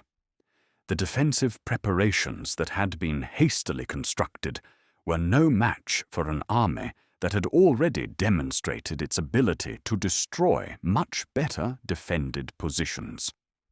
The walls that had been built to impress visitors with the town's Roman character offered little real protection against attackers who had learned siege techniques from Roman military manuals and had captured Roman siege equipment from earlier victories.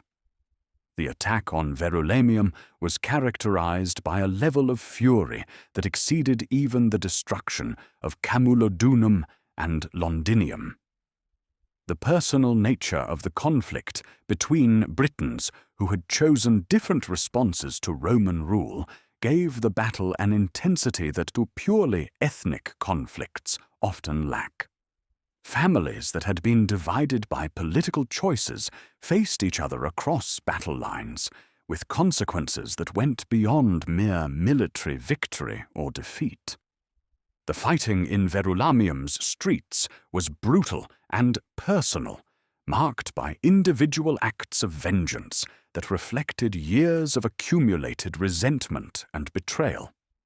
British warriors who had lost lands to Roman veterans or who had been forced to pay taxes to support Roman building projects now had their chance to settle accounts with those they saw as responsible for their suffering. The prosperity that had made Verulamium a model Roman community became evidence of guilt that demanded punishment. Archaeological excavations at St. Albans have revealed evidence of the destruction that occurred during Boudica's rebellion.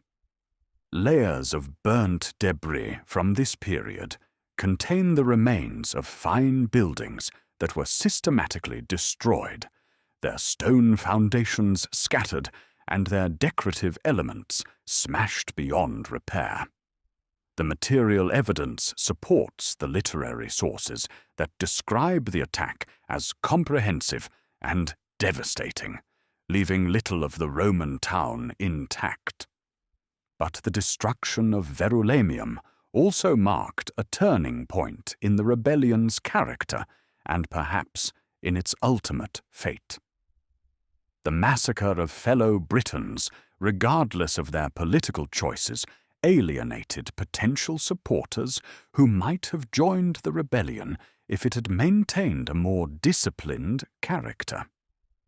British communities that had been considering whether to support Boudica began to have second thoughts about a movement that seemed as likely to turn on them as on their Roman oppressors. The fall of Verulamium also demonstrated that the rebellion had become something more than a military campaign. It was a social revolution that threatened to overturn all the accommodations and compromises that had allowed British society to adapt to Roman rule.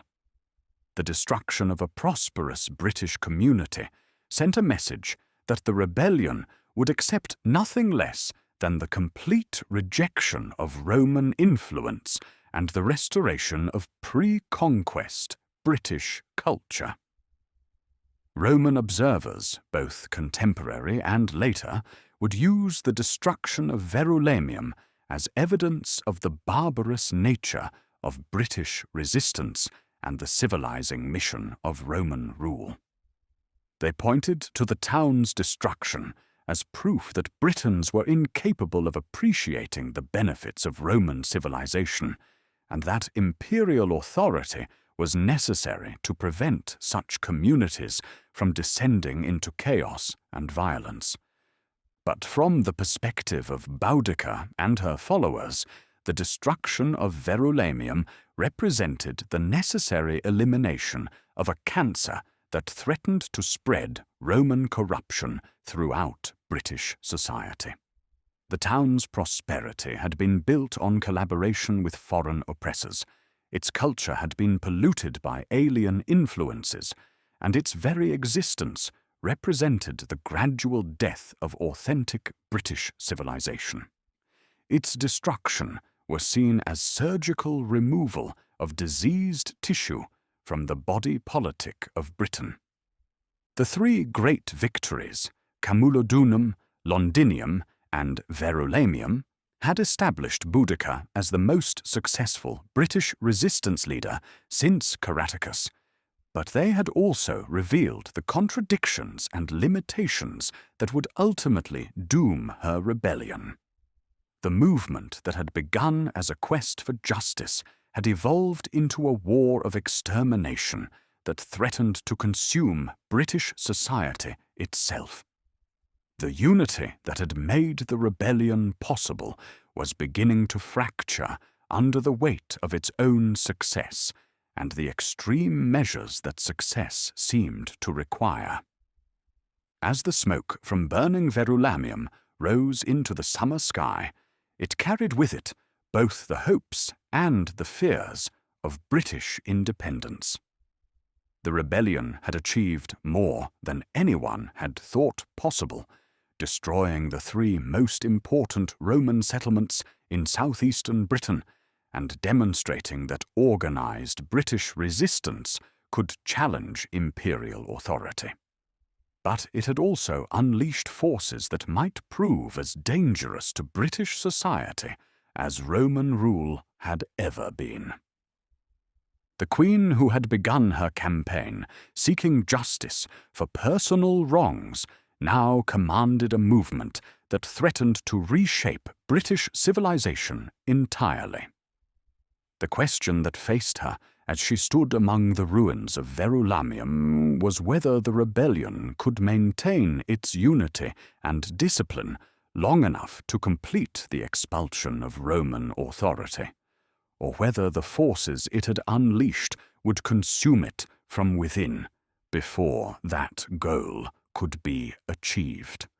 While Boudica's forces celebrated their victories amid the smouldering ruins of 3 Roman settlements, the machinery of imperial response was already grinding into motion with the inexorable efficiency that had built Rome's dominion over most of the known world. The rebellion had achieved stunning initial success, but it had also awakened the attention of an empire that possessed resources and organizational capabilities far beyond anything available to British tribal coalitions, no matter how determined or unified they might temporarily become.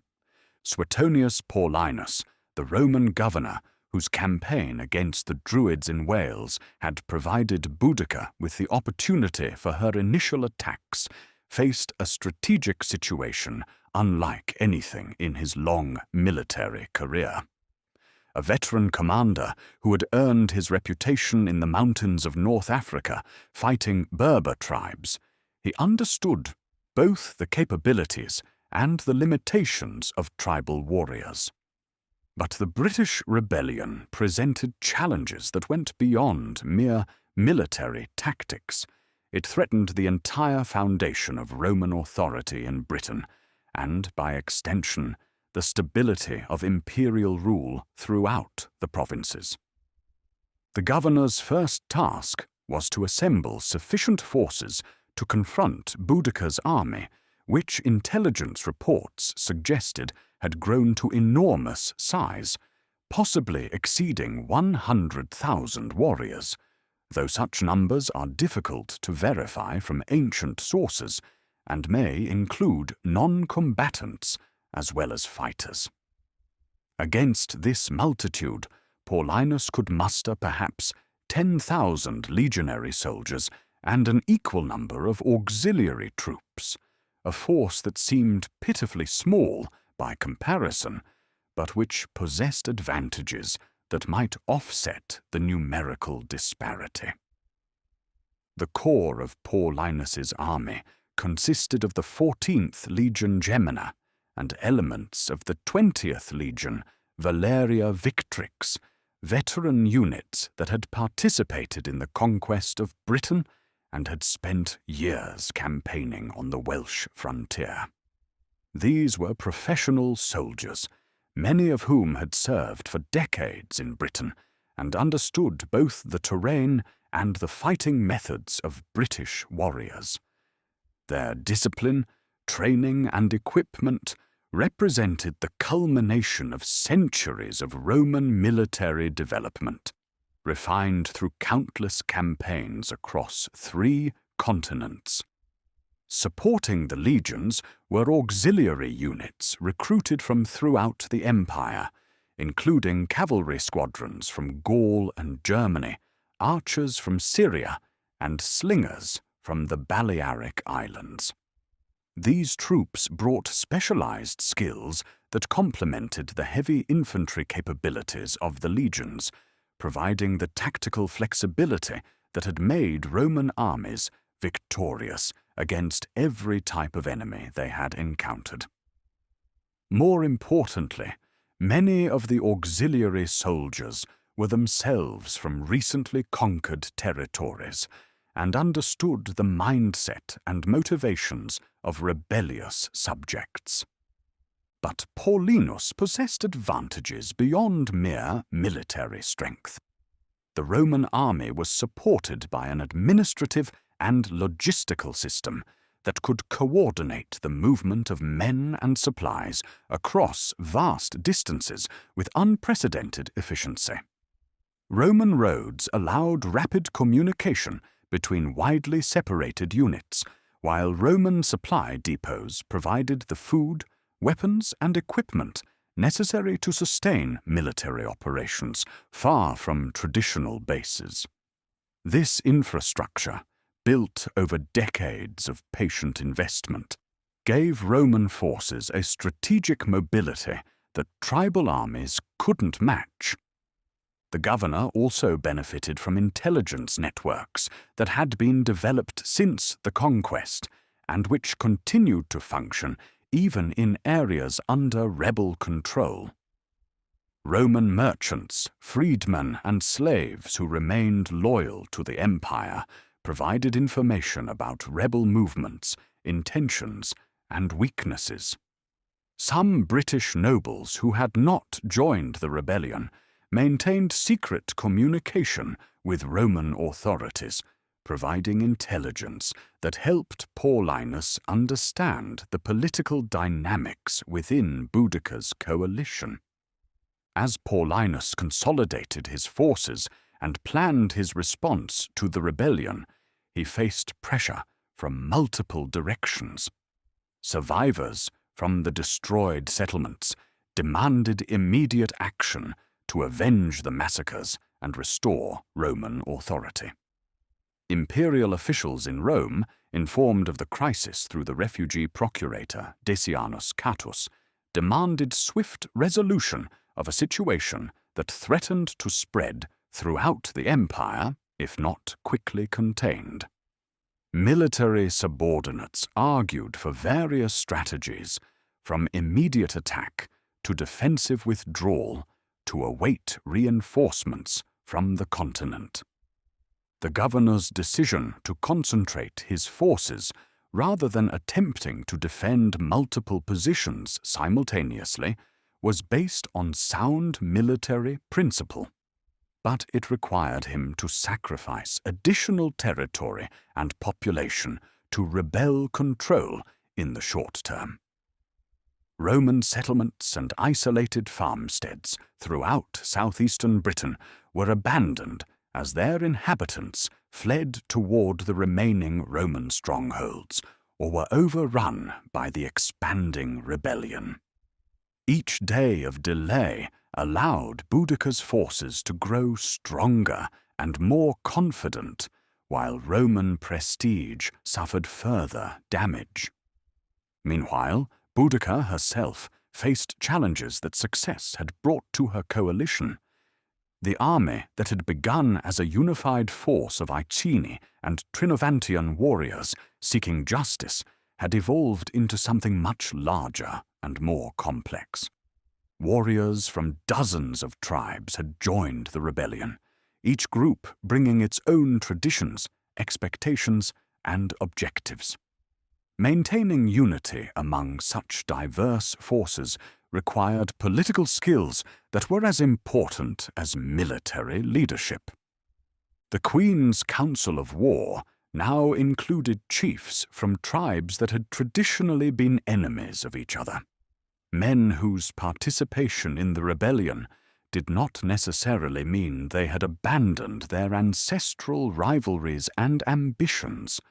Some sought personal glory and loot, others pursued specific grievances against Roman rule, and still others were motivated by genuine desire for British independence.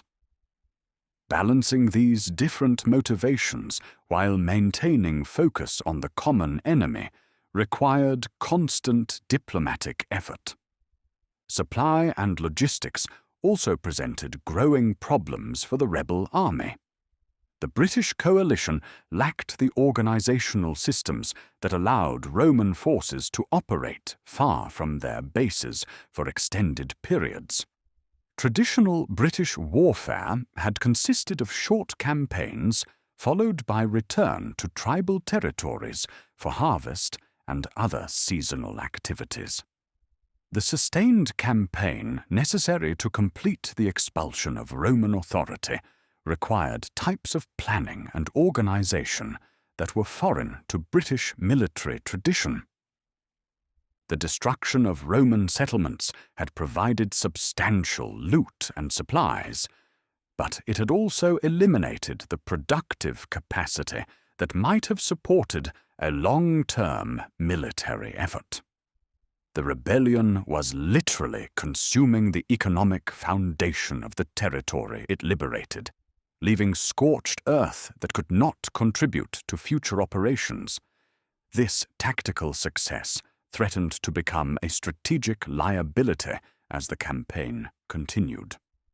Boudica also faced the challenge of maintaining momentum among forces that had achieved spectacular victories, but now faced the prospect of confronting the best Roman troops under the most favorable conditions for Roman tactics.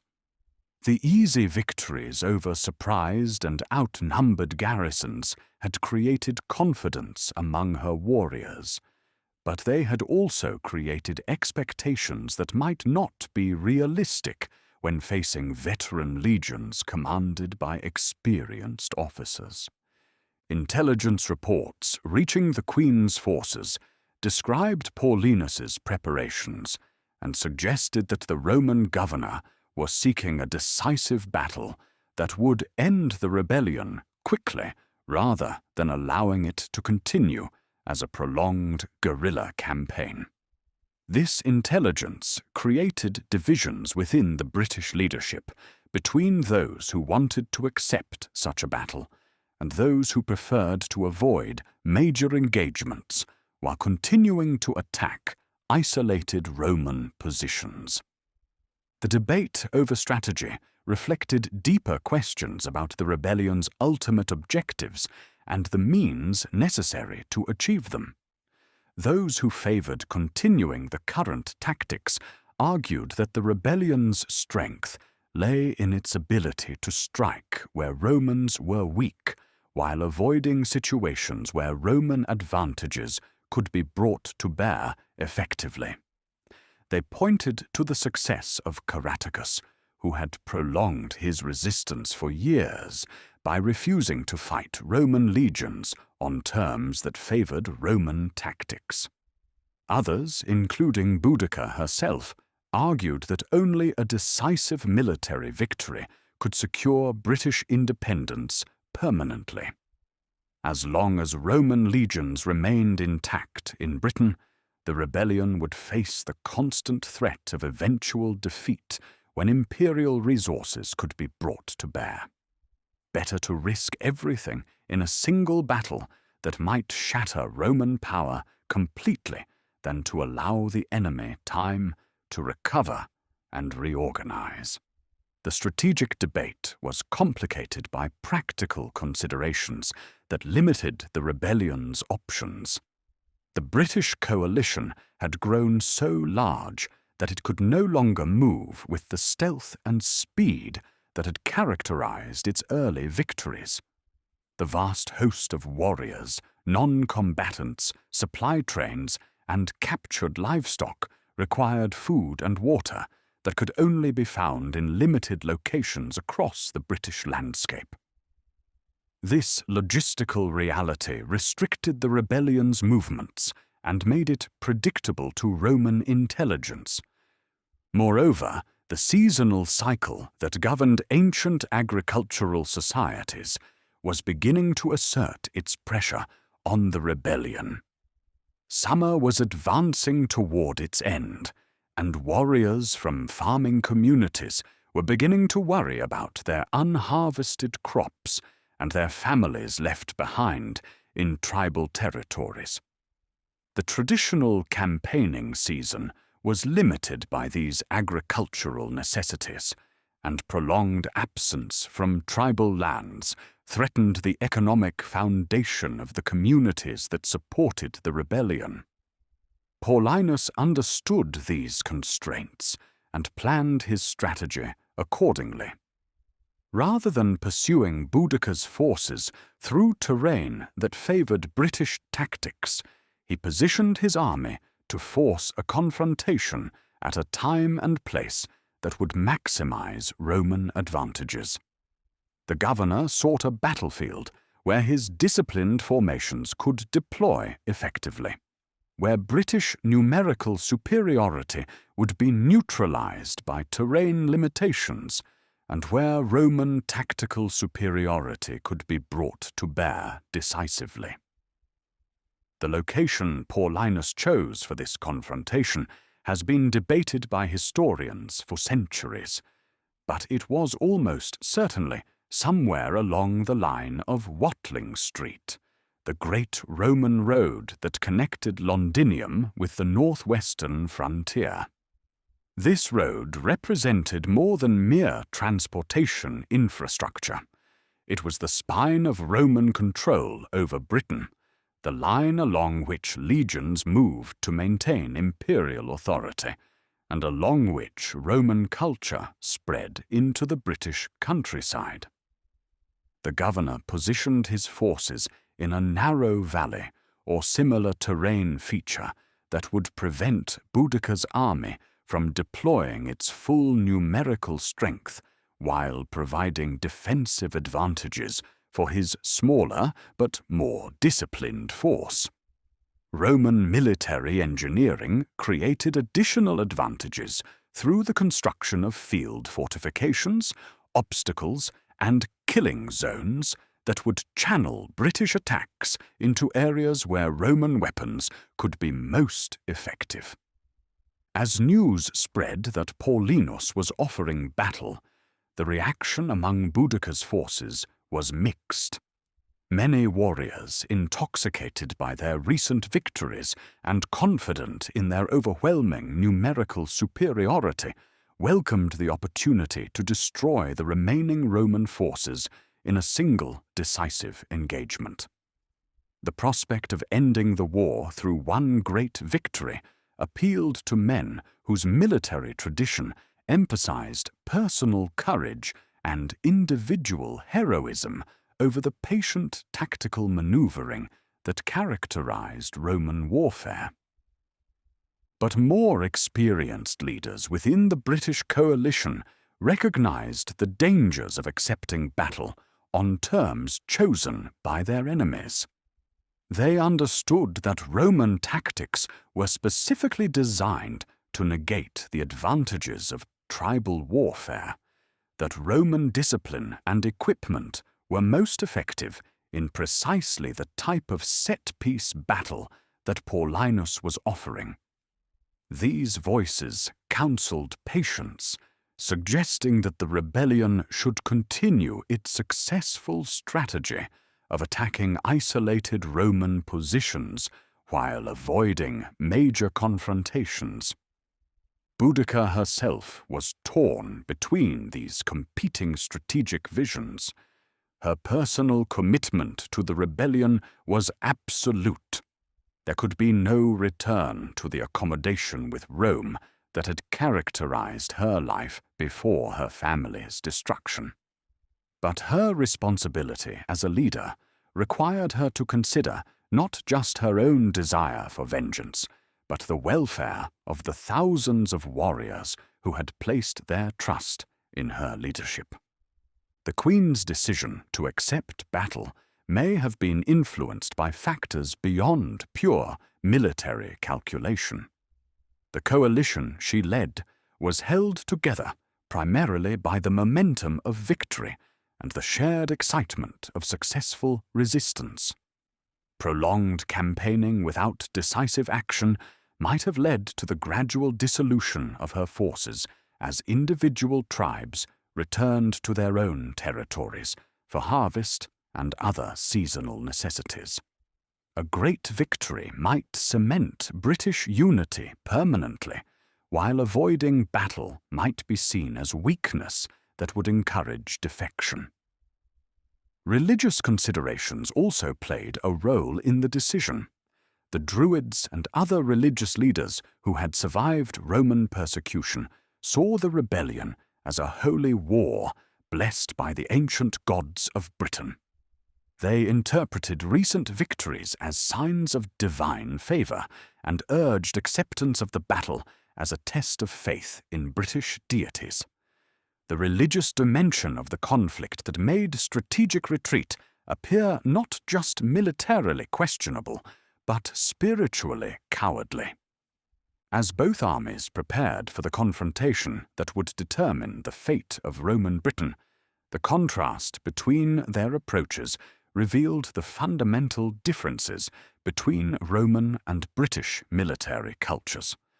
Paulinus spent days carefully positioning his forces, constructing defensive works, organizing supply lines, and briefing his officers on tactical plans that had been refined through centuries of Roman military experience. Every aspect of the coming battle was planned, rehearsed, and coordinated to maximize the effectiveness of Roman arms.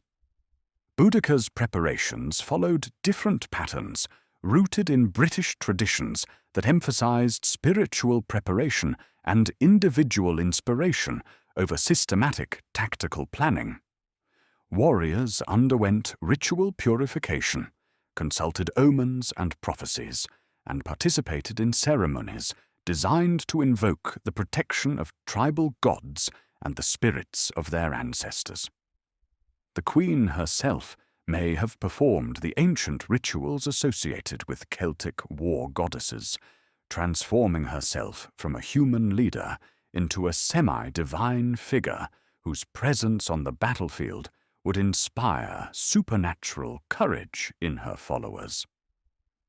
The night before the battle, both armies made their final preparations in ways that reflected their different cultures and expectations. Roman soldiers checked and rechecked their equipment, reviewed their tactical formations, and received final briefings from their officers. Discipline was maintained through familiar routines that had been practiced countless times in training and previous campaigns. The Roman camp was a model of organization and efficiency, laid out according to standardized patterns that could be implemented anywhere in the world. The British camp presented a very different scene, one that reflected the tribal nature of the coalition and the personal relationships that bound warriors to their leaders. Fires burned throughout the night as individual war bands held their own ceremonies and celebrations. Songs were sung that celebrated the heroes of ancient times and called upon their spirits to aid in the coming battle. Weapons were blessed by druids and other religious figures, and warriors painted themselves with the traditional designs that would identify them to their gods and strike fear into their enemies.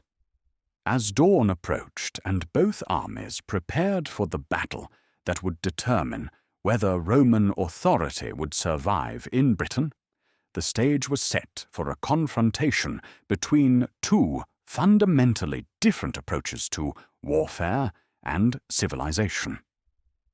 The disciplined professionalism of Roman military science would face the passionate courage of British tribal warriors in a test that would shape the future of an entire island and influence the development of European civilization for centuries to come.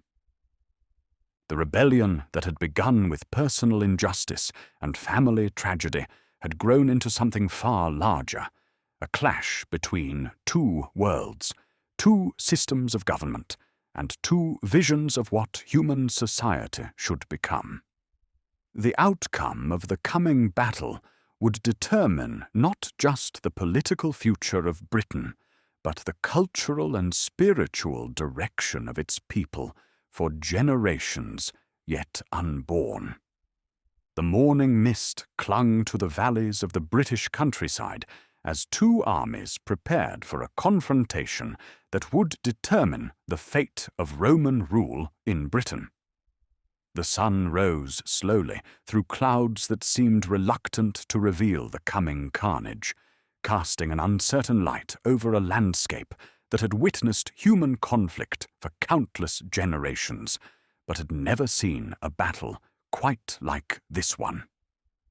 It was a clash not just between armies, but between civilizations, between two fundamentally different ways of organizing human society and understanding humanity's place in the world. Suetonius Paulinus had chosen his ground with the meticulous care that characterized Roman military planning. The battlefield lay in a narrow valley that opened onto a plain where Boudica's vast host had assembled during the night, their campfires creating a constellation of light that stretched beyond the horizon. Behind the Roman position, the valley narrowed further, protected by steep slopes covered with dense woodland that would prevent any flanking movement against the Roman rear. It was a defensive position that nullified British numerical superiority while maximizing the effectiveness of Roman discipline and tactical coordination. The Roman battle line was a masterpiece of military engineering translated into human formations. At its center stood the legionary infantry, the 14th Legion Gemina, and elements of the 20th Legion Valeria Victrix, arranged in the classic formation that had conquered most of the known world. These soldiers wore standardized equipment that represented centuries of military innovation. Segmented armor that provided protection while allowing mobility, rectangular shields that could interlock to form an impenetrable barrier, and short swords designed for close combat where Roman training gave maximum advantage. Each legionary was a professional soldier who had undergone years of intensive training before being considered ready for battle. They could march 20 miles in a day, carrying full equipment, construct fortified camps in a matter of hours, and execute complex tactical maneuvers with precision that amazed and terrified their enemies. More importantly, they fought not as individual warriors seeking personal glory, but as components of a military machine where individual courage was subordinated to collective effectiveness. Supporting the legions were auxiliary troops that provided tactical capabilities the heavy infantry lacked. Germanic cavalry squadrons took position on the flanks, ready to exploit any breakthrough in the British line or to pursue fleeing enemies.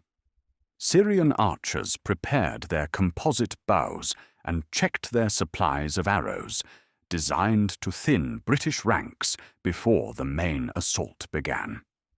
Balearic slingers loaded their pouches with lead bullets that could crack skulls at impressive distances, while engineers prepared the field artillery that represented the latest in Roman military technology. Paulinus himself rode along the Roman line, offering final words of encouragement to his troops while conducting last-minute inspections of their formations. The governor was an experienced commander who understood that battles were won as much by preparation and morale as by tactical brilliance. He spoke to his soldiers in the measured tones of professional competence, reminding them of their training, their advantages, and their duty to the empire that had made them the masters of the civilized world. The Roman commander's address to his troops, preserved in fragments by later historians, emphasized themes that were calculated to inspire confidence and determination. He reminded them that they faced undisciplined barbarians whose courage was undermined by lack of training and organization. He pointed to their tactical advantages, their superior equipment, and the narrow frontage that would prevent the enemy from bringing their full numbers to bear. Most importantly, he assured them that victory would not only preserve Roman rule in Britain, but would end British resistance permanently, securing peace and prosperity for generations to come. Across the plain, Boudica's army presented a spectacle that was both magnificent and terrifying. Her forces stretched across the landscape like a vast tide of humanity. Warriors from dozens of tribes united by shared hatred of Roman rule and shared faith in their queen's leadership. Unlike the uniformly equipped Roman soldiers, the British warriors displayed the rich diversity of Celtic military tradition. Some wore chainmail that rivaled Roman armor in quality. Others fought with only shields and the protection of their gods. Still others had painted their bodies with the intricate designs that identified their clans and invoked supernatural protection. The queen herself stood in a war chariot decorated with the symbols of her royal house and the gods of her people, her red hair flowing free as a banner of defiance against Roman authority. She was accompanied by her daughters, whose presence served both as inspiration to her warriors and as testimony to the personal nature of the conflict. Their survival and eventual fate would demonstrate whether British courage could triumph over Roman systematic oppression. Boudica's army included not just warriors, but entire communities that had joined the rebellion, creating a host that was part military force and part migration. Women and children followed the war bands, carrying supplies and providing the logistical support that allowed the army to operate far from its tribal territories. This vast civilian component was both a strength and a weakness. It demonstrated the popular nature of the rebellion and provided emotional motivation for the warriors. But it also created vulnerabilities that experienced Roman commanders could exploit. The British battle formation reflected tribal military traditions that emphasized individual heroism and personal relationships between leaders and followers. War bands were organized around particular chiefs or nobles, creating military units that were bound together by loyalty and kinship rather than formal discipline. This system produced warriors of exceptional personal courage who would fight to the death for leaders they respected. But it also created coordination problems that became more severe as the size of the army increased. British weapons and tactics were adapted to a style of warfare that differed fundamentally from Roman methods. Long swords were designed for slashing attacks that could break enemy formations through shock and intimidation, while spears and javelins allowed warriors to engage enemies at longer range before closing for personal combat.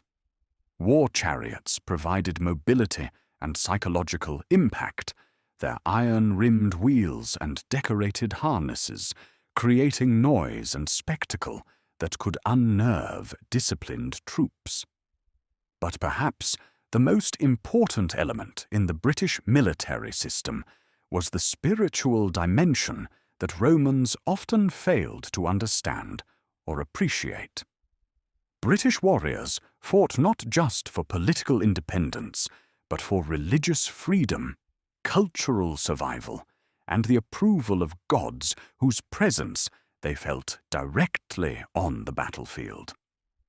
Druids and other religious figures moved through the ranks, offering blessings and prophecies that connected individual warriors to the sacred history of their people and the divine forces that governed the natural world. As the two armies faced each other across the plain, the contrast between their approaches to warfare was stark and revealing.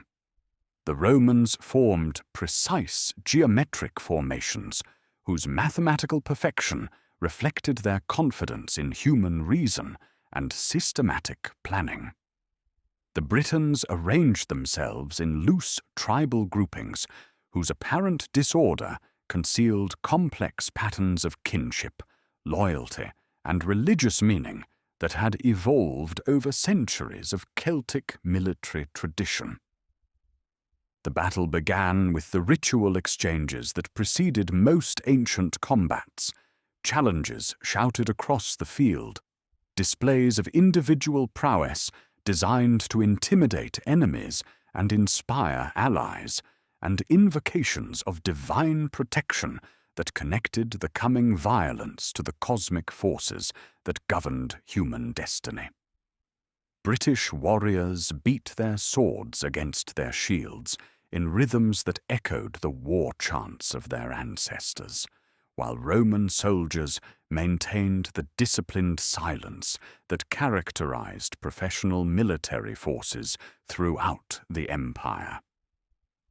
Boudica herself delivered the final speech to her assembled forces, driving her chariot along the battle line while addressing warriors who represented every corner of British resistance to Roman rule.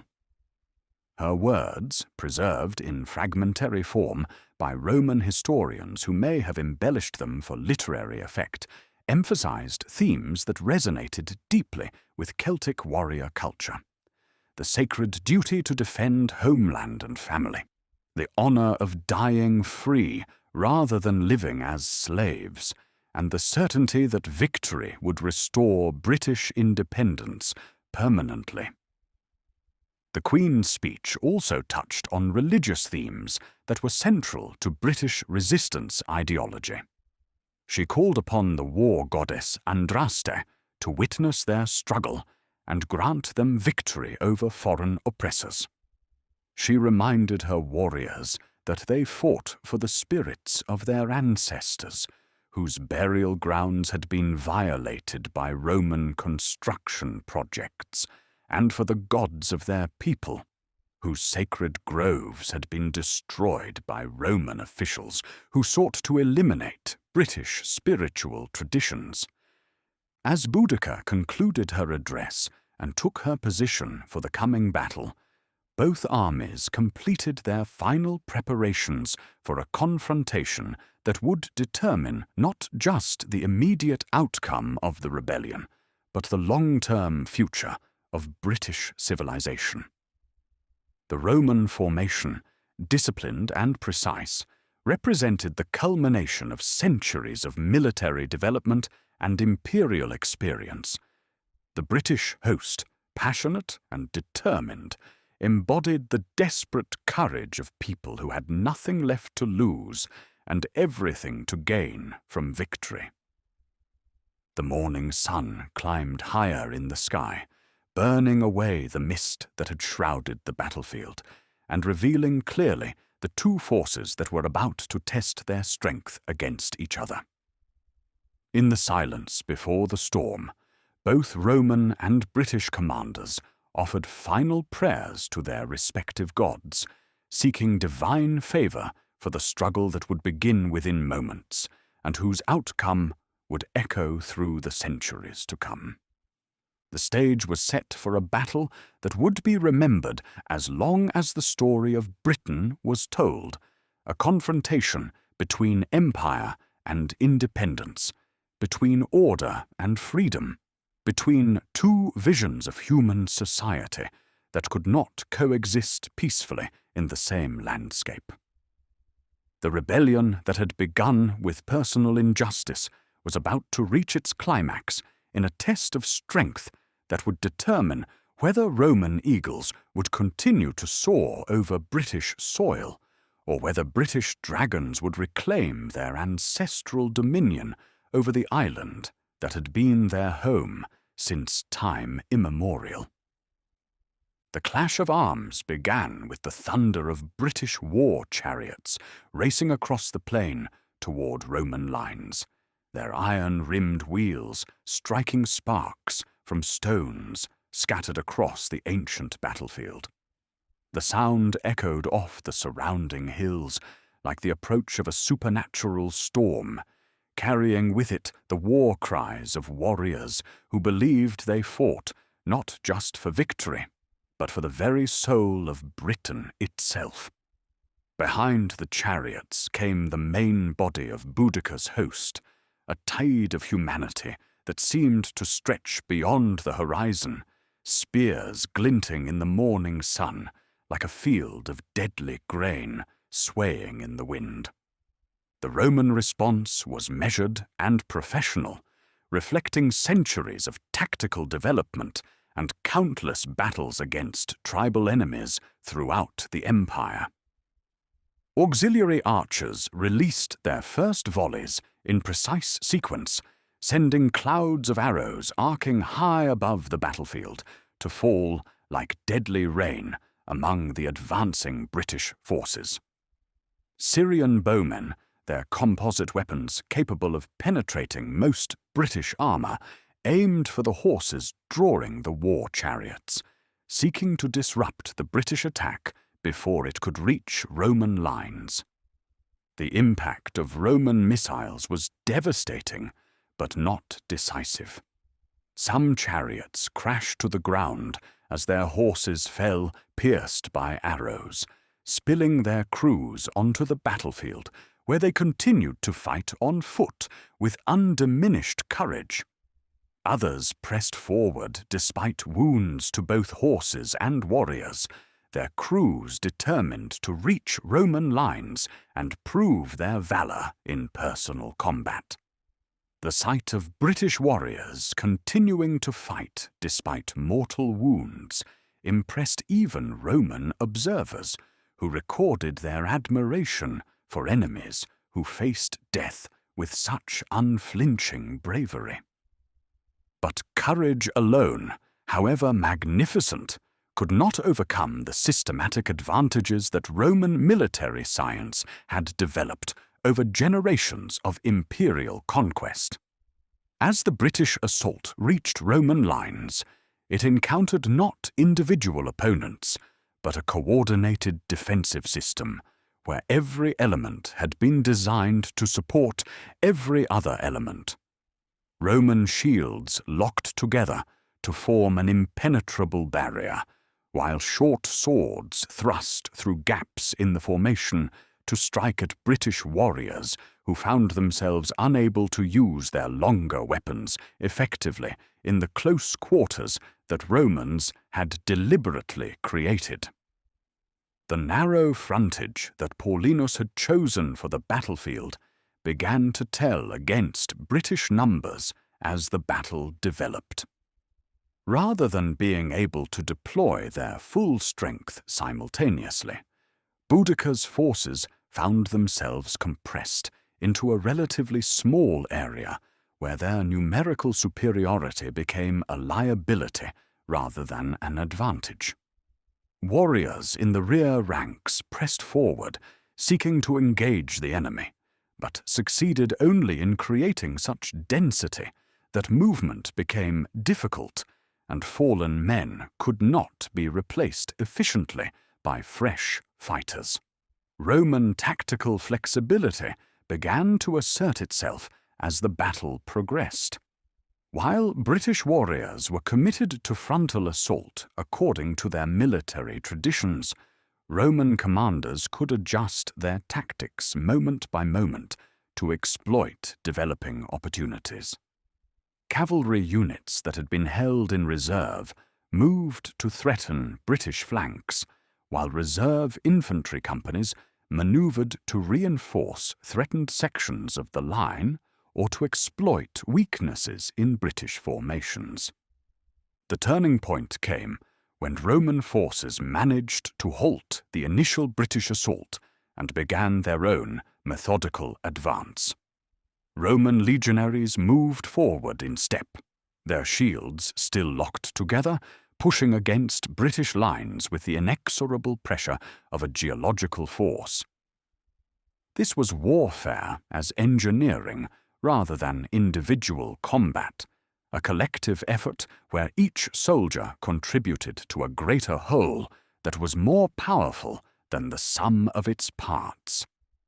As Roman pressure mounted, the organization that held Boudica's coalition together began to fracture under stress.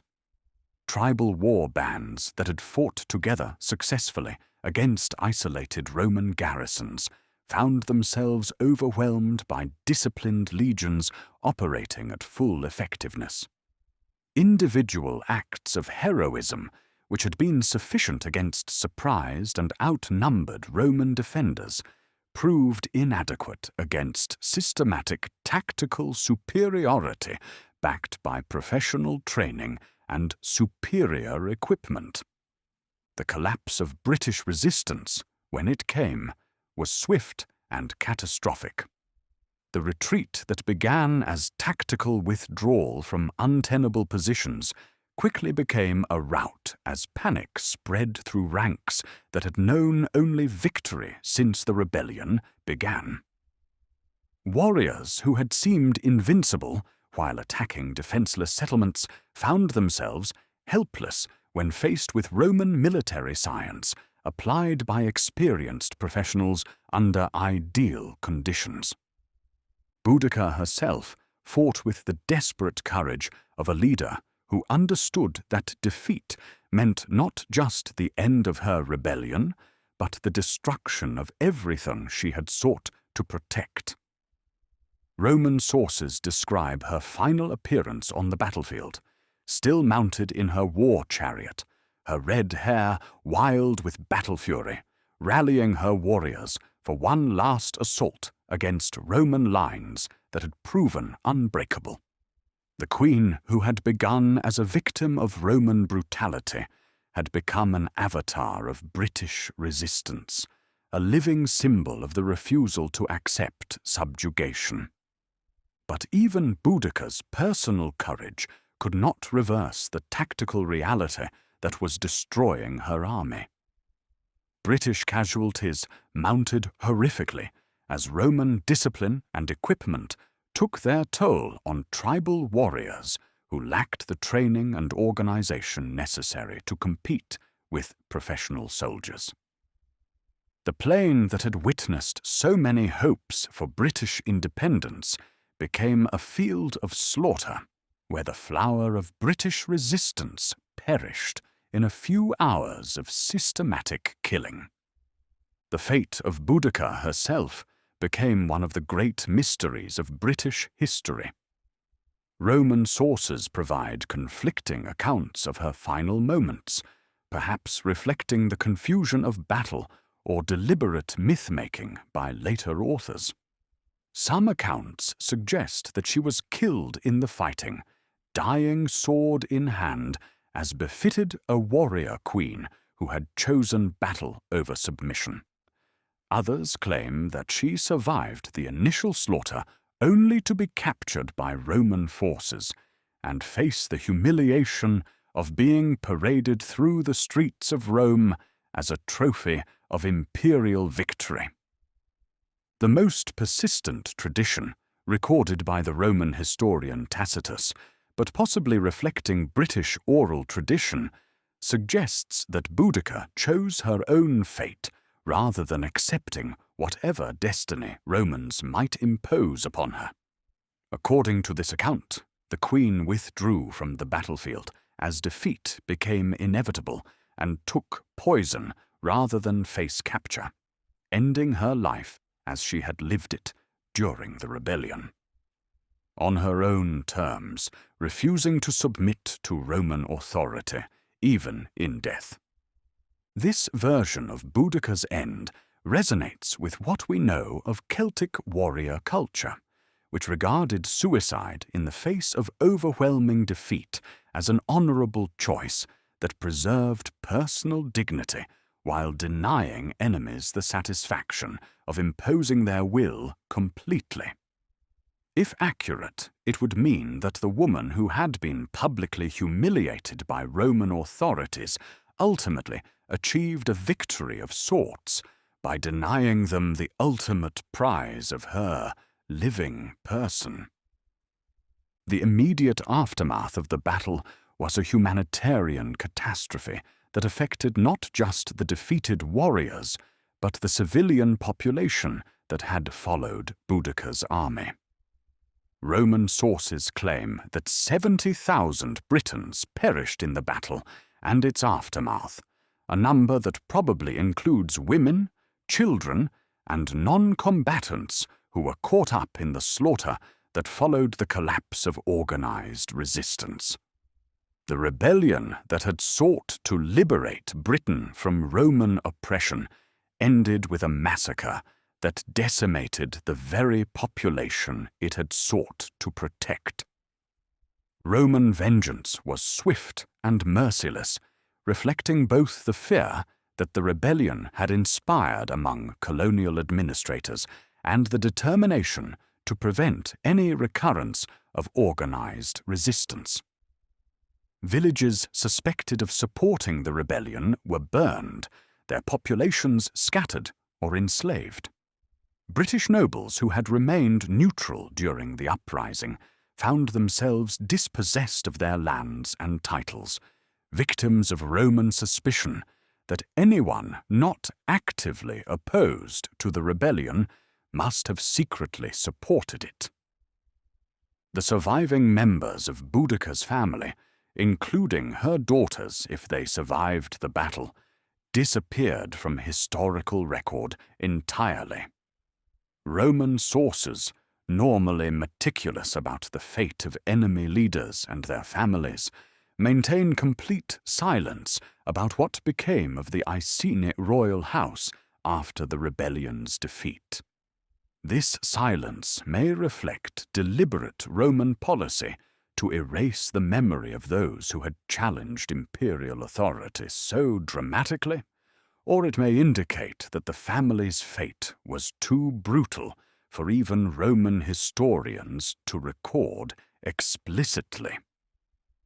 The political consequences of the rebellion's failure extended far beyond the immediate punishment of its participants. The client kingdom system that had allowed native rulers like Prasutagus to maintain some autonomy under Roman oversight was abandoned throughout Britain. Roman administrators concluded that British tribes could not be trusted with even limited self-governance and imposed direct imperial rule throughout the conquered territories. This administrative transformation marked the end of the accommodation period that had characterized the first 2 decades of Roman rule in Britain.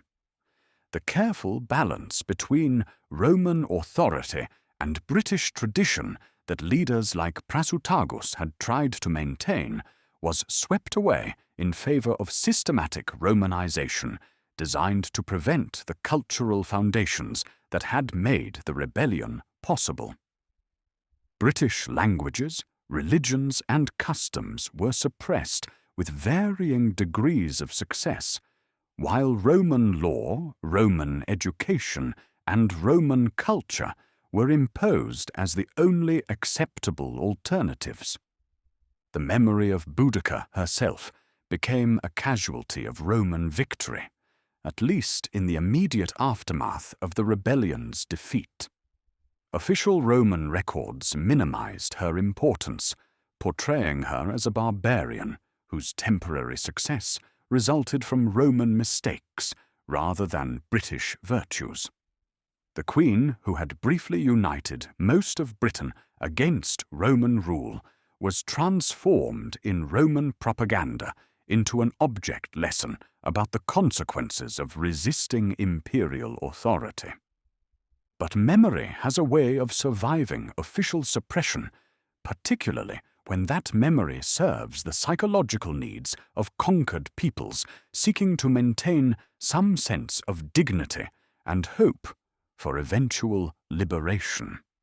In the oral traditions of the British communities that survived the rebellion and its aftermath, Boudica began her transformation from historical figure to legendary symbol, a process that would eventually restore her to her rightful place in the story of Britain's struggle for independence and self-determination.